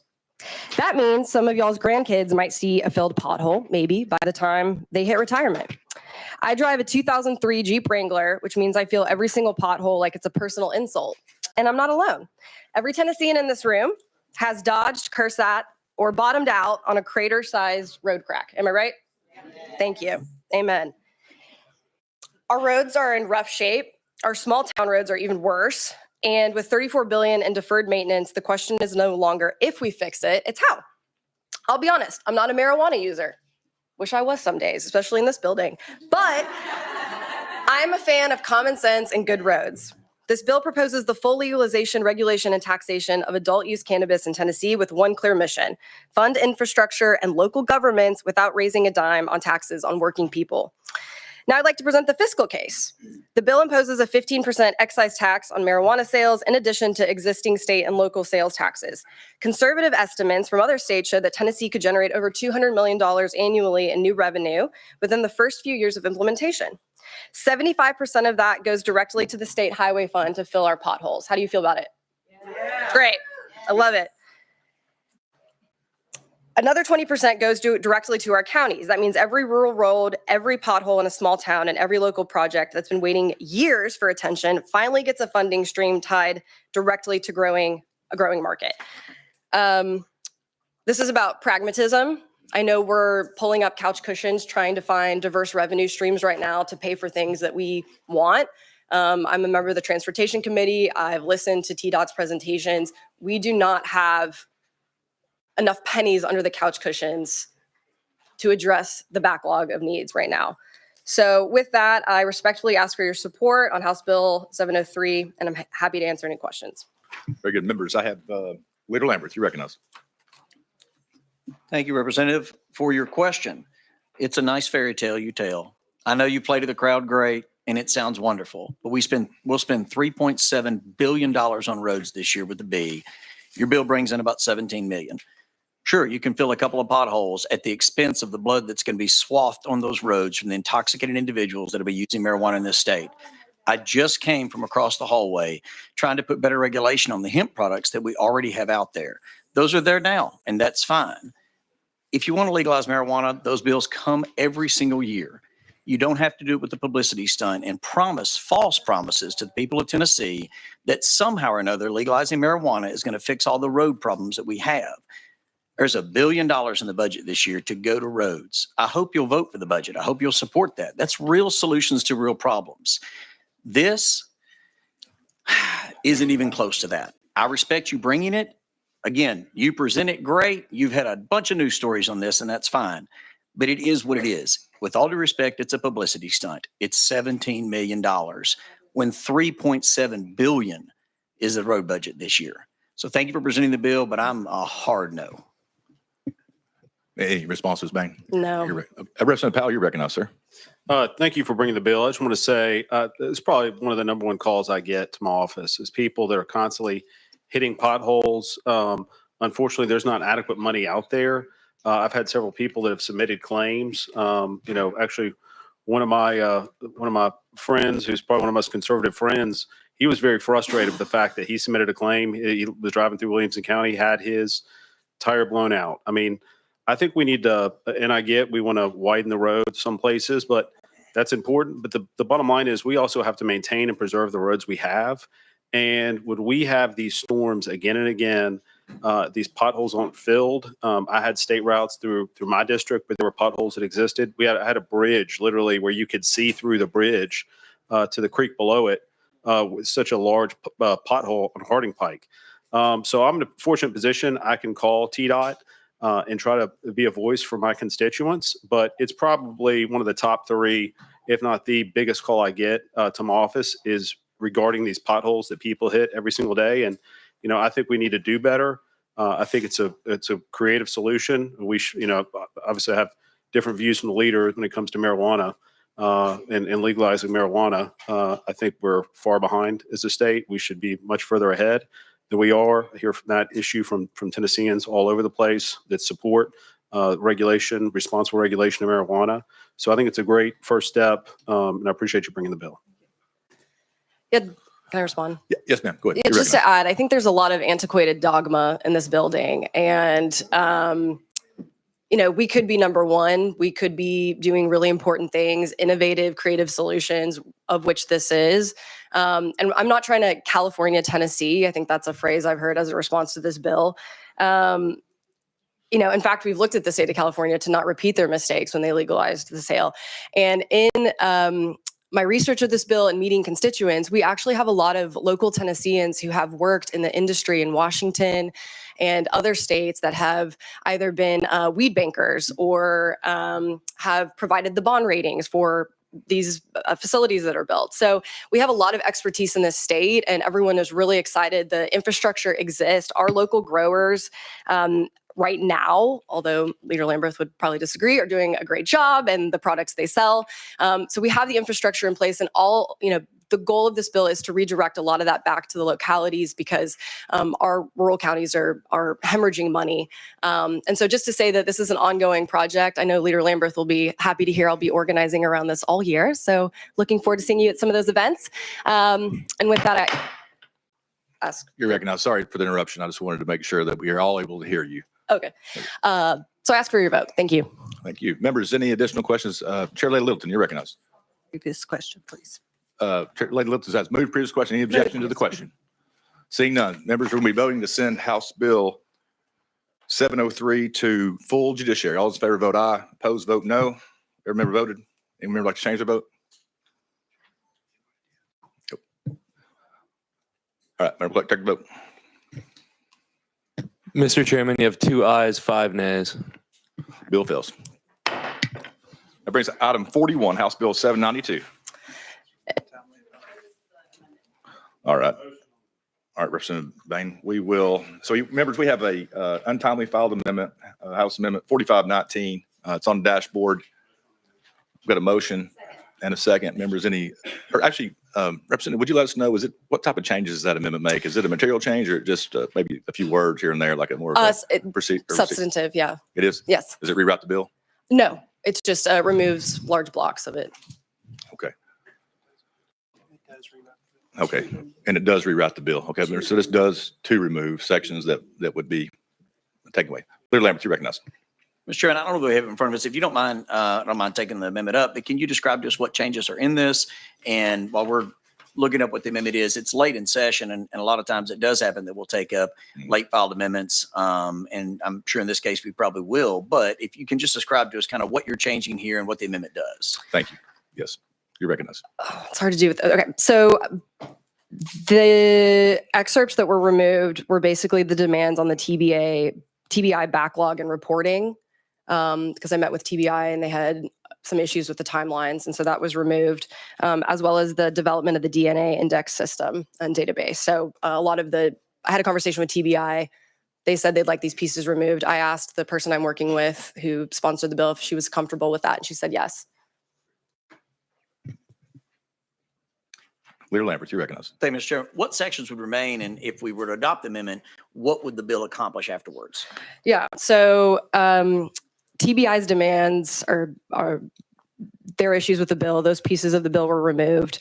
The SART piece was removed. I know you had an issue with that, so that was also removed. And then the Department of Insurance and Commerce also had some flags, but I didn't include that in the amendment. Leader Lambert. Sorry, I meant not just what was removed, but with the removed parts, I mean, what's left that's still there that you're trying to accomplish? I'm just trying to get to the core of what we have left with the amendment. And I, again, apologize, it's just not in front of us. So No, understood. The trauma-informed training for law enforcement is what remains. Members, any objection to adopting House Amendment 4519 to House Bill 792? All right, seeing none. All those in favor say aye. Aye. Opposed, say no. Ayes have it. Now we're back on the bills amended, and you're properly recognized. Thank you, Chairman. So members of the committee, thank you for the opportunity to present this bill, the Tennessee Sexual Violence Justice Act. This bill is about dignity, justice, and accountability. It responds to an urgent and ongoing problem in our state, the failure to properly support survivors of sexual violence and to process the evidence that could help bring them justice.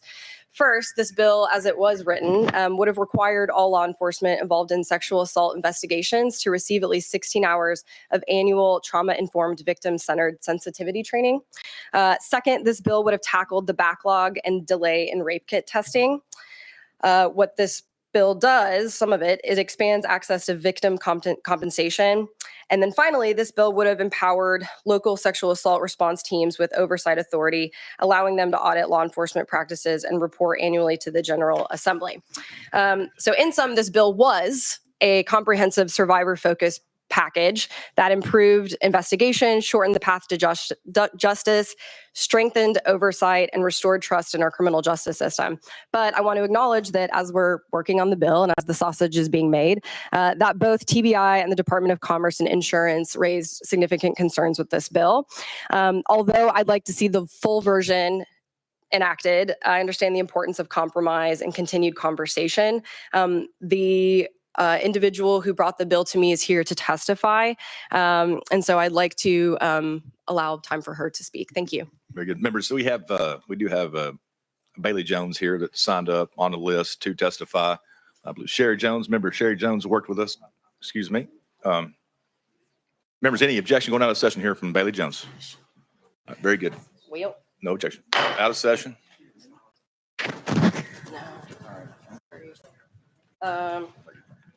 Sorry, 1 second.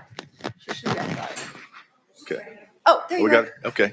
Ma'am, if you would just have a seat. Such a beautiful baby there. Thank you. Okay. All right. All right. Are you good? Yeah, I'm good. Okay. All right. And the red light's on. That means your mic's on, ma'am. If you would just go ahead and introduce yourself to the committee. Let us know a little bit better why you're here, and you got 3 minutes. Okay. Thanks. You guys are making me nervous. I'm sorry. Oh, you're fine. My name is Bailey Jones. I'm here because, hold on, let me pull up my little note. But in the meantime, this is my daughter, Lainey. She was born on Saturday, and I have to brag about her because she's really cute. I'm here because I'm a survivor of sexual assault. I don't want my daughter going through what I did. I don't want your daughter going through what I did. I don't want you going through what I did. Also, I want to let y'all know that it's okay to ask questions after my testimony. Hold on, let me find my spot. I survived a sexual assault of my own. If this can happen to me, this can happen to your daughters, your granddaughters, your mama, your wife, your son, and your cousins and your friends. I was violently raped and almost murdered 2 miles from where we're sitting right now. I was choked until my neck was bruised and my vagina bled due to the trauma inflicted on me that night. The unwanted sexual contact forced on me by a man who I did not know.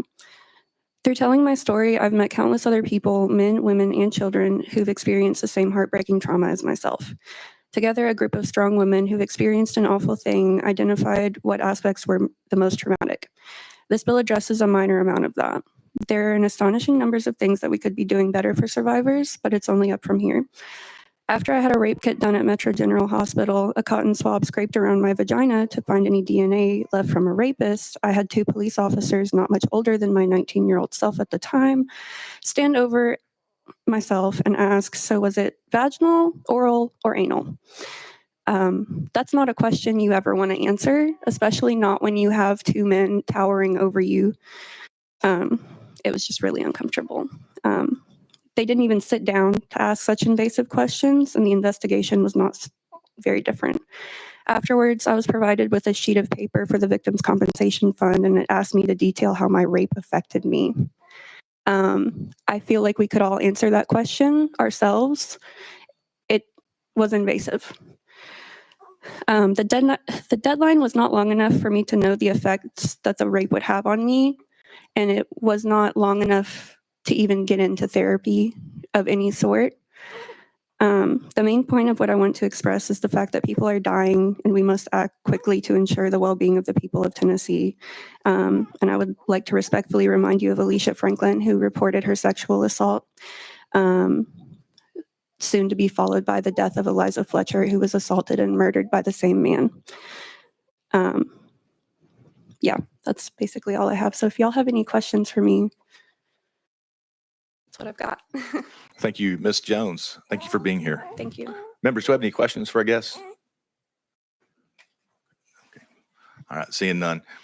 Thank you so much for being here. We genuinely appreciate it, and thank you so much. And you got such a cute baby. How old's your baby? She was born on Saturday. Really? Yeah. Oh, goodness. She was born on Saturday. Awesome. Good.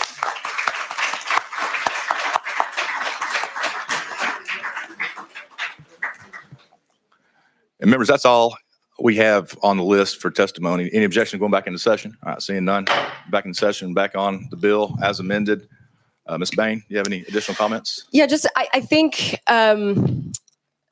it's so important to focus on the victims when writing pieces of legislation like this. And in Bailey's case, you know, there were compromises that she didn't want to make in terms of the request from some of the agencies. So, you know, she's not willing to amend the bill at this time. And so I'd like to move forward and ask for a vote. Thank you so much. Okay. All right, members, any questions for the sponsor? Representative Scarborough, you recognize, sir.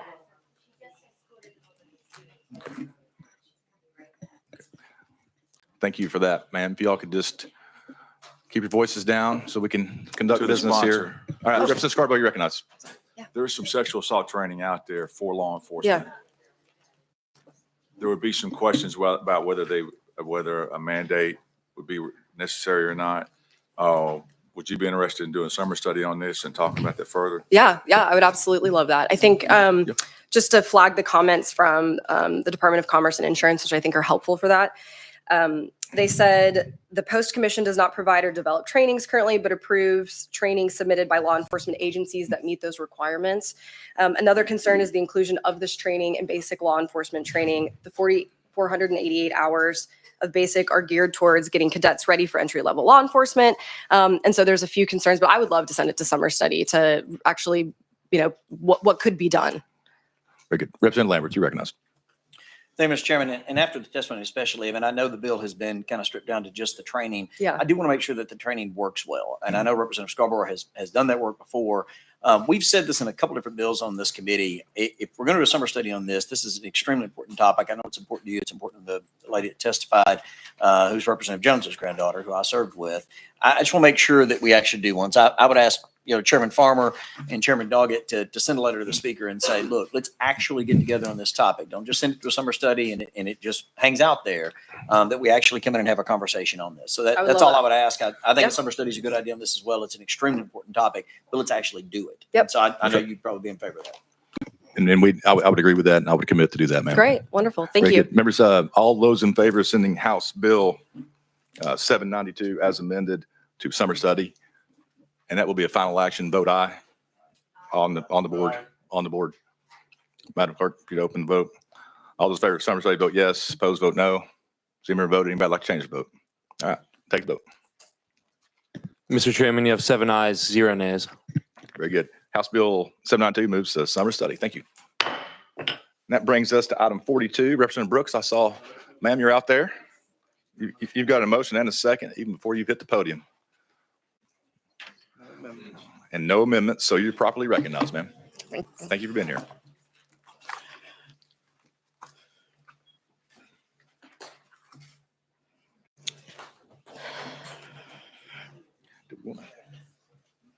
Thank you, Mr. Chairman and committee.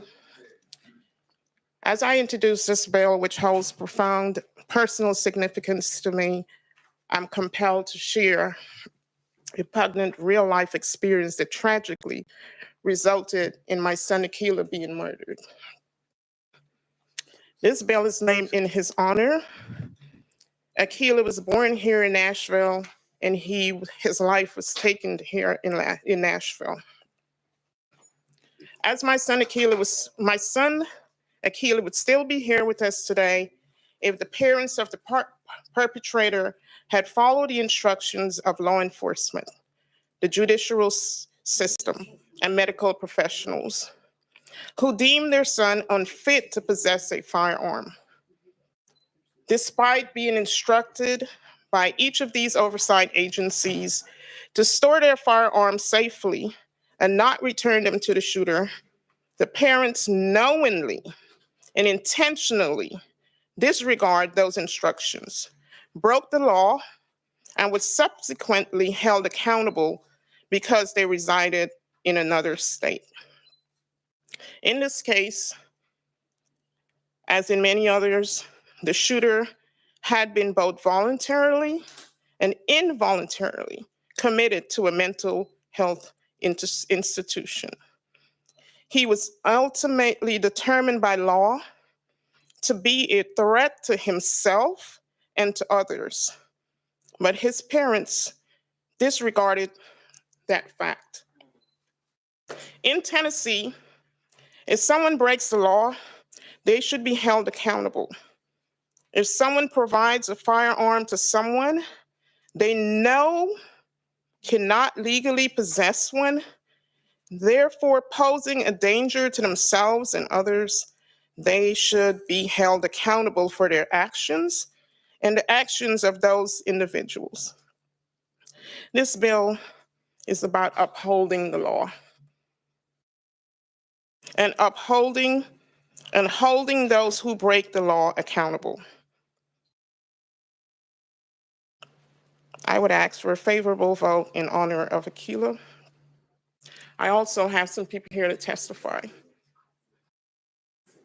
All right, members, we do have folks on the list to testify here today. So do we have any objection going out of session and hearing from our guests? All right, seeing none. All right, Representative Brooks, we're going to have your folks come up. I've got James, Eric, Adeline, and Jan, I believe, or 4. Well, 2 out of 4, maybe. Go on. 3. All right, yeah, y'all just step on up here. If I think, is there room up there? There's 4 seats. If not, sir, if you just have a seat right back there, and we'll get you up. So what we'll do is we'll start to my right, sir, with you. If you would just introduce yourself. You have 3 minutes for remarks, any remarks you have, and then we'll just move on down to the next and get everybody up here, and then we'll open it up for questions for everyone. Thank you, sir. You're recognized. Good afternoon. My name is Aldane Brooks. I'm Shonda Brooks' son. Thank you, Mr. Chairman and committee members. On April 22nd, 2018, my brother Akila was murdered in a Waffle House in Antioch. I was only 12 years old. I didn't understand all the legality of what was going on, but I understood the pain and how it consumed me in my life until this day. I understood how my brother Akila was no longer here and how we couldn't do the things we used to do as brothers. My family attended court in Nashville and Illinois to make sure the person responsible was held accountable. The law did not fail us. It held both parties responsible accountable. The father of the person that took my brother from me was held accountable using this same statute, the bill presented here today, by the courts in Illinois because he broke the law. The courts, doctors, and law enforcement asked him to not return the firearms to his son. He knew his son was deemed mentally incapable to have firearms in his possession. He was asked by law enforcement to hold his son's weapons after his son tried to enter the White House with his weapons. This bill is trying to uphold the law. What's the purpose of having laws and law enforcement can't enforce them? My reality of what happened to my brother and 5 others is not what the textbooks say. It may happen by what actually happened. I'm here to say this happened to my family and there were no laws in place here in Tennessee to hold the father who clearly broke the law accountable. I'm asking to please vote with your own family in mind. Vote for what makes sense. Vote to uphold the law. The father knew his son was mentally ill because he took him to his appointments. He checked him in and out of mental institutions. He took him to pick up his medications too. He knew his son was forbidden by law enforcement to carry or have a firearm in his possession, and he chose to ignore the law. People like this should be held accountable for their actions. This is a reality that affects everyone regardless of race, political party, gender, and financial status. No family, and I mean no family at all, should have to suffer the way my family has and continues to. Please vote to uphold the law. This is why we have laws in place and law enforcement to enforce them. Thank you. Very good. And thank you. Ma'am, if you would, go ahead and introduce yourself, and you have 3 minutes as well. My name is Jan Norman. I'm an assistant district attorney in Nashville, Davidson County, Tennessee, and I was one of the prosecutors that prosecuted Travis Reinking for the murder of Akila De Silva, Joe Perez Jr., D'Ebony Groves, and Torian Sonderland. I have developed a friendship with Miss Brooks and Akila's entire family because I met them because Akila was murdered that day. And over the years of that process, there was a conversation that Shondell Brooks and I had where we were discussing the law in Illinois, that Illinois had a law that criminalized giving a firearm to someone that you knew had been committed for a mental health evaluation. And we were talking about that law and what the punishment was. And I said to her these words, Shondell, it's not enough. It's not. The punishment is not enough. But thank God he gave him those guns in Illinois, because if that would have happened here in Tennessee, I couldn't have done a thing about it. He wouldn't have been punished at all if it happened in Tennessee. We have laws on the books in Tennessee. It is Tennessee law where we criminalize and punish someone that gives a firearm to someone who's intoxicated, a drunk person, somebody who's on drugs. It's a misdemeanor. We have a Tennessee law that criminalizes giving a firearm to a juvenile. That is a misdemeanor. But we have nothing that says you can give a firearm to someone that you know is a danger to themselves, a danger to others, that you know could walk into the Waffle House in Antioch, Tennessee, and do what Travis Reinking did on April 22nd, 2018. His father knew. He gave him the gun that killed Akila De Silva. If it were not for James Shaw Jr., this amazing man sitting behind me, it would have been everyone in that Waffle House. It could have been your family members. It could have been my family members. It is unjust for Tennessee to pass this opportunity to criminalize this conduct. And I am in full support of this bill and ask you all to vote yes for it. And thank you for that. Sir? So I'm Dr. Eric Zabriskie. I'm a inpatient psychiatrist here in the Nashville area. And I want to talk about, this bill was born out of Representative Brooks's personal tragedy, as we've heard, the mass homicide that took the life of her son, Akilah, and really her tireless efforts to prevent other parents from the pain that she bears every single day.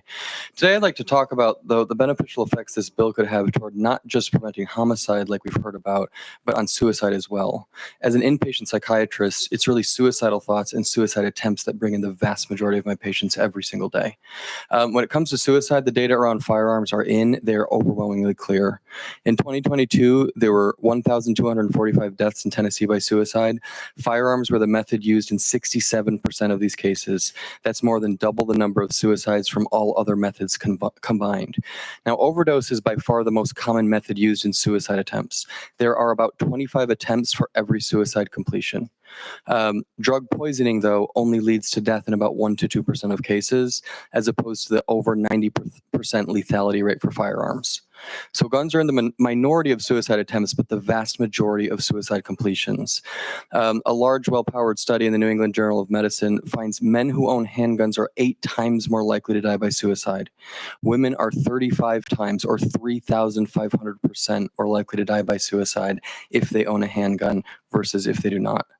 The same study found the risk of death from suicide is about 100 times higher in the 20 days after a handgun has been purchased as before its acquisition, 100 times higher. Therefore, access to guns and easy access to guns and laws that are not followed make up an independent risk factor for completing suicide. And this bill is asking to help us reduce that risk, to hold accountable those who would knowingly increase this risk, and to help those who struggle with severe mental illness, which is often relapsing and remitting, come back into treatment, where I and my colleagues can help them. If we continue to do nothing and take no preventative public mental health measures, such as this bill, fewer will make it back into treatment and more will go to the morgue and into the ground instead. There is no debate between if it's guns versus mental illness that we need to work on. This is a false dichotomy. Firearm safety measures are mental health interventions. They are public mental health. They are preventative medicine. They are to the psychiatrist what taxes and age restrictions on tobacco are to the pulmonologist, what seatbelt laws are to the trauma surgeon. They are regulations which help on a population level to prevent the worst outcomes for our patients. As an inpatient psychiatrist, I see people in the darkest corners of their lives. They come to us after everything falls apart, psychotic disorders, severe depression, severe trauma, substance use, manic episodes, with homicidal and suicidal thoughts, and often present after a suicide attempt. With each patient, once they're improved, we practice what's called safety planning. We engage the patient, their families, and support networks in removing or restricting access to means of harm, discarding old medicines, putting sharps away, and especially removing firearms from the house or locking them away, because gun safety is a mental health intervention. We restrict access to driving motor vehicles, limiting the vital freedom to move freely from place to place, from folks with dementing disorders, DUIs, seizure disorders, among others. This is not an act of malice, but one of compassion, to protect not just the other motorists on the road, but the life of the driver as well. All right, sir, I think we need to stop right there. Your 3 minutes is up. I'm over here. Okay. Sorry about that. Thank you, ma'am. I was going to ask one of y'all would offer your seat. Sir, if you would just have a seat there and introduce yourself, and you have 3 minutes as well. And we'll have some time for questions afterwards. My name is James Shaw, Nashville, Tennessee. I'm a father, I'm a brother, I'm a son. I was at the Waffle House 2,530 days ago, almost 7 years ago. I'm the young man I'm an old man now, but I was the young man that took the gun from the shooter at the time. I suffered injuries. I was grazed and I was shot as well in the incident. I'm in favor of the bill because I know what the outcome of a mass shooting can have on a family. I've been pretty close with all the families, especially Miss Brooks. Help Miss Brooks in I think any way I could. And I've just seen the outcome of it, and I've seen how it could fracture families. I've seen the holes it could make. I could see how the mending doesn't happen. And as well as I've seen for myself, the diagnoses that I've had of having PTSD and having things of that nature. And I think it's a step in the right way for some of the other mothers that are here from the Covenants and from Antioch and from the other shootings that we've had recently here in Nashville. I think this is a step in the right way. So I'm very supportive of her bill, and I think it will help Nashville push forward and for us to just make laws, good laws about gun safety and practice. And thank you, sir. All right, members, we have any questions for any one of our guests? Representative Powell, you recognize. I just want to thank everyone here for appearing and giving your testimony. It's very powerful. And sharing your stories. My heart goes out, lost your brother. We can't ever forget about all the victims, not just the people that lose their life in a mass shooting, but the survivors as well, who have to bear witness to the trauma that gun violence and mass shootings bring upon their lives. And I want to commend all of you for continuing to stand up and fight. So thank you for being up here. Very good. Members, anyone else? I would like to echo that as well. I appreciate you all being here. It means so much, sir, your bravery and courage that day. That's something to be highly commended. So I want to thank you all for being here. Members, anyone else like to say anything? Representative Powell, see your hand again. Representative Salinas, ma'am. Yeah, I just echo what everybody was saying. Mr. Shaw, I remember reading about you in the paper and thinking, this is what a Tennessean is. This is the best that Tennessee has to offer. My question for you is, were you armed that day? I was not armed that day. Okay. Thank you. Very good. Very good. Members, anyone else for our guests? All right. Once again, thank you all so much for being here. And without objection, we're going to go back into session. And first on the list, I have Representative Powell. You're recognized.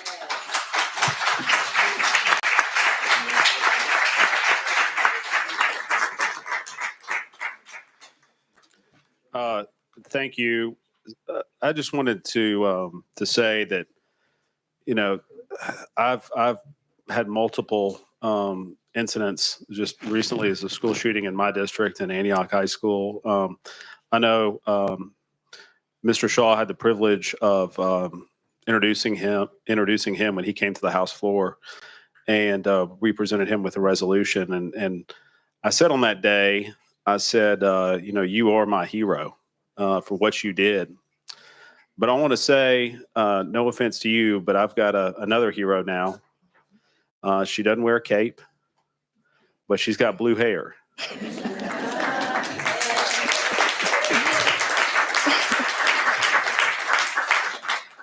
And she has come up to join us in the legislature, despite all of the trauma that she and her family have endured. She has earned a seat among us because she knows that the work continues and the journey must go on, not just on behalf of Aquila, but on behalf of all Tennesseans who suffer the consequences of gun violence. So, Representative Brooks, you are my hero as well for being a fighter and not just fighting for your family, but all Tennesseans who have suffered. So thank you for this bill, and hope my members will join me in supporting it.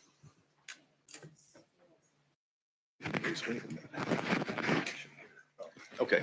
Members, any additional questions? I would like to say something. Representative Brooks, I have noticed one thing about you, several things, all positive, but you work so hard. You've come to see me on several bills. I know you've worked every member in this committee to tell them what your intent is about every piece of legislation you've had. I walked into my office yesterday and my secretary had a stack of things. They all had sign-on sheets and it said, this is from Representative Brooks.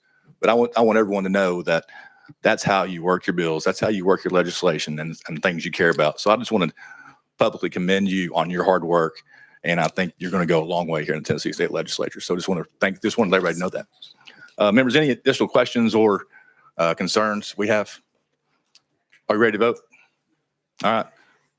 Members, all those in favor of sending House Bill, without objection, all those in favor of sending House Bill 947 to full judiciary, vote aye. Those opposed, vote no.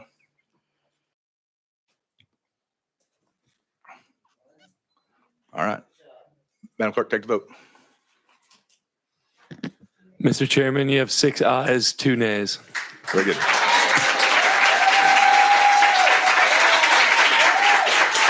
Yeah. Yeah.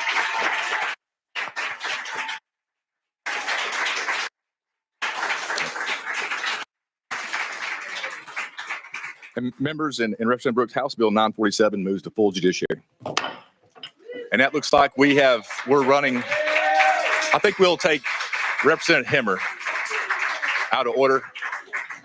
Representative Hemmer, are you nearby? Yes, sir. If you step up, members, item 37, we can do this fairly quick, I believe. Item 37, you've got a motion? You got a second. You're probably recognized, sir.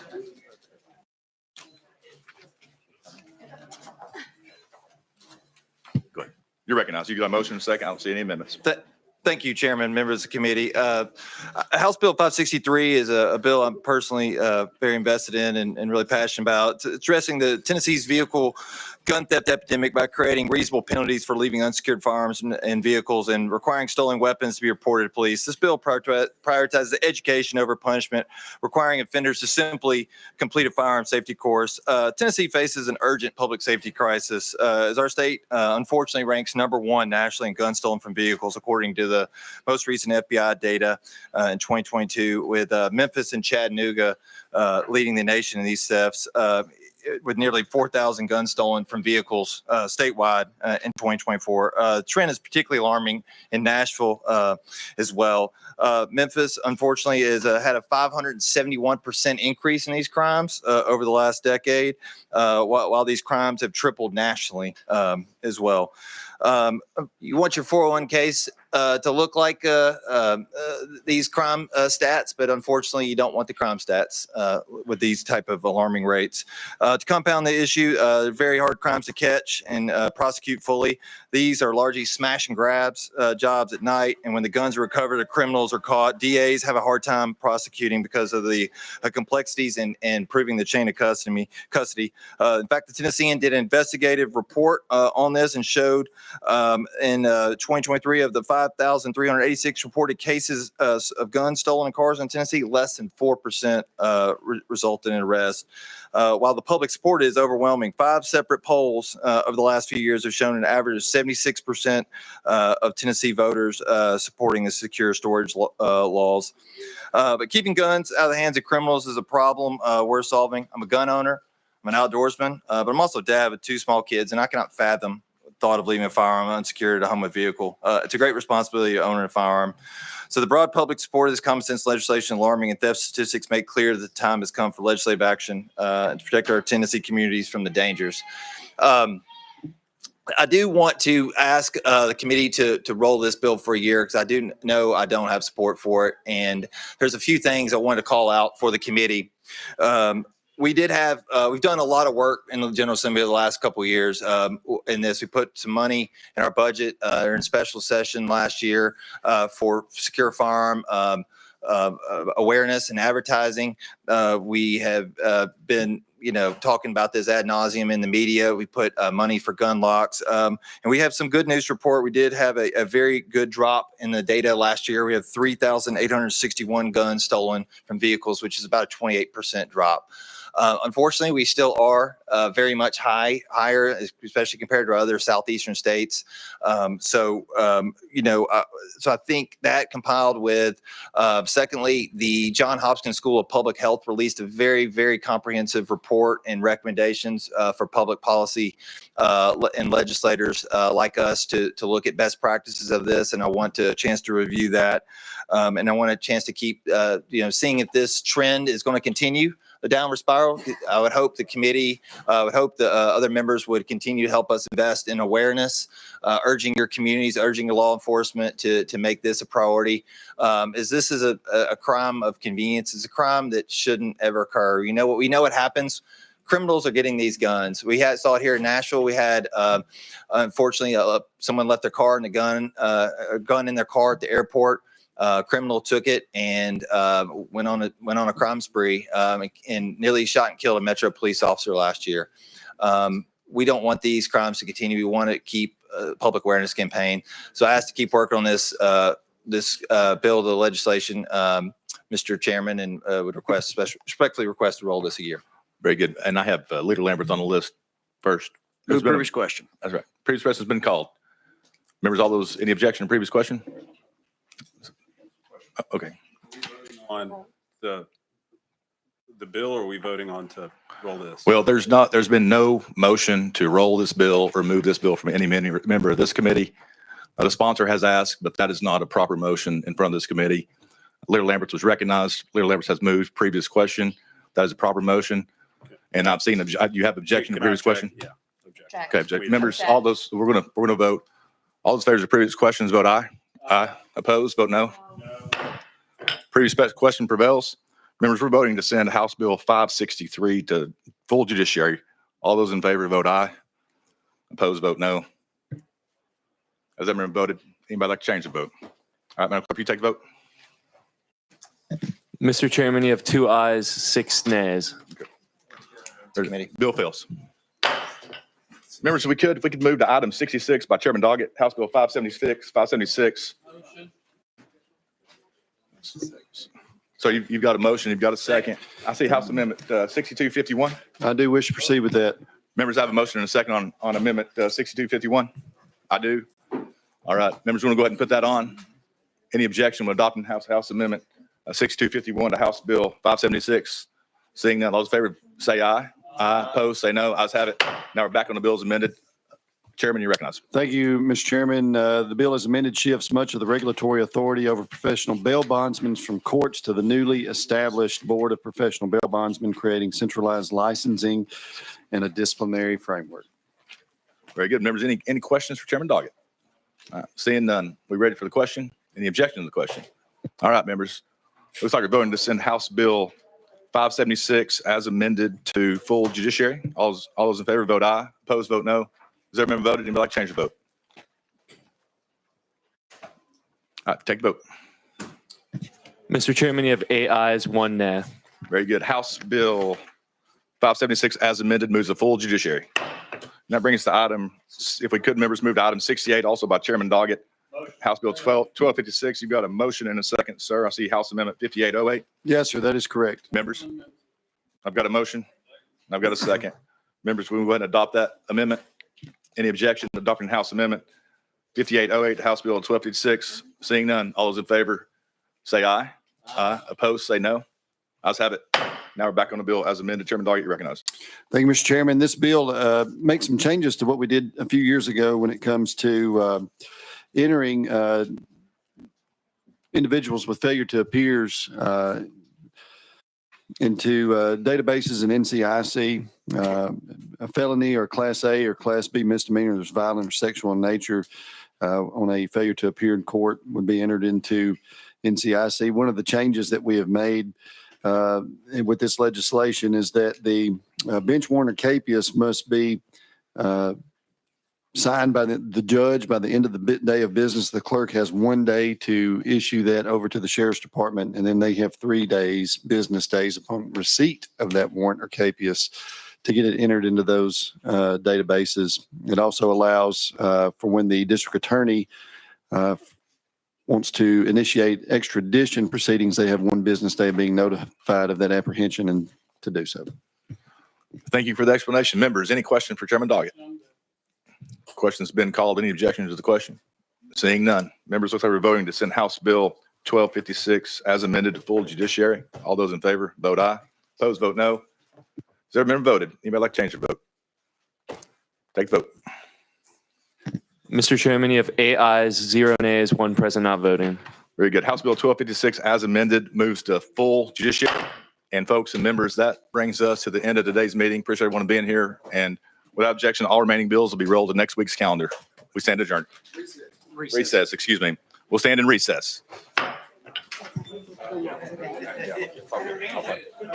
Does that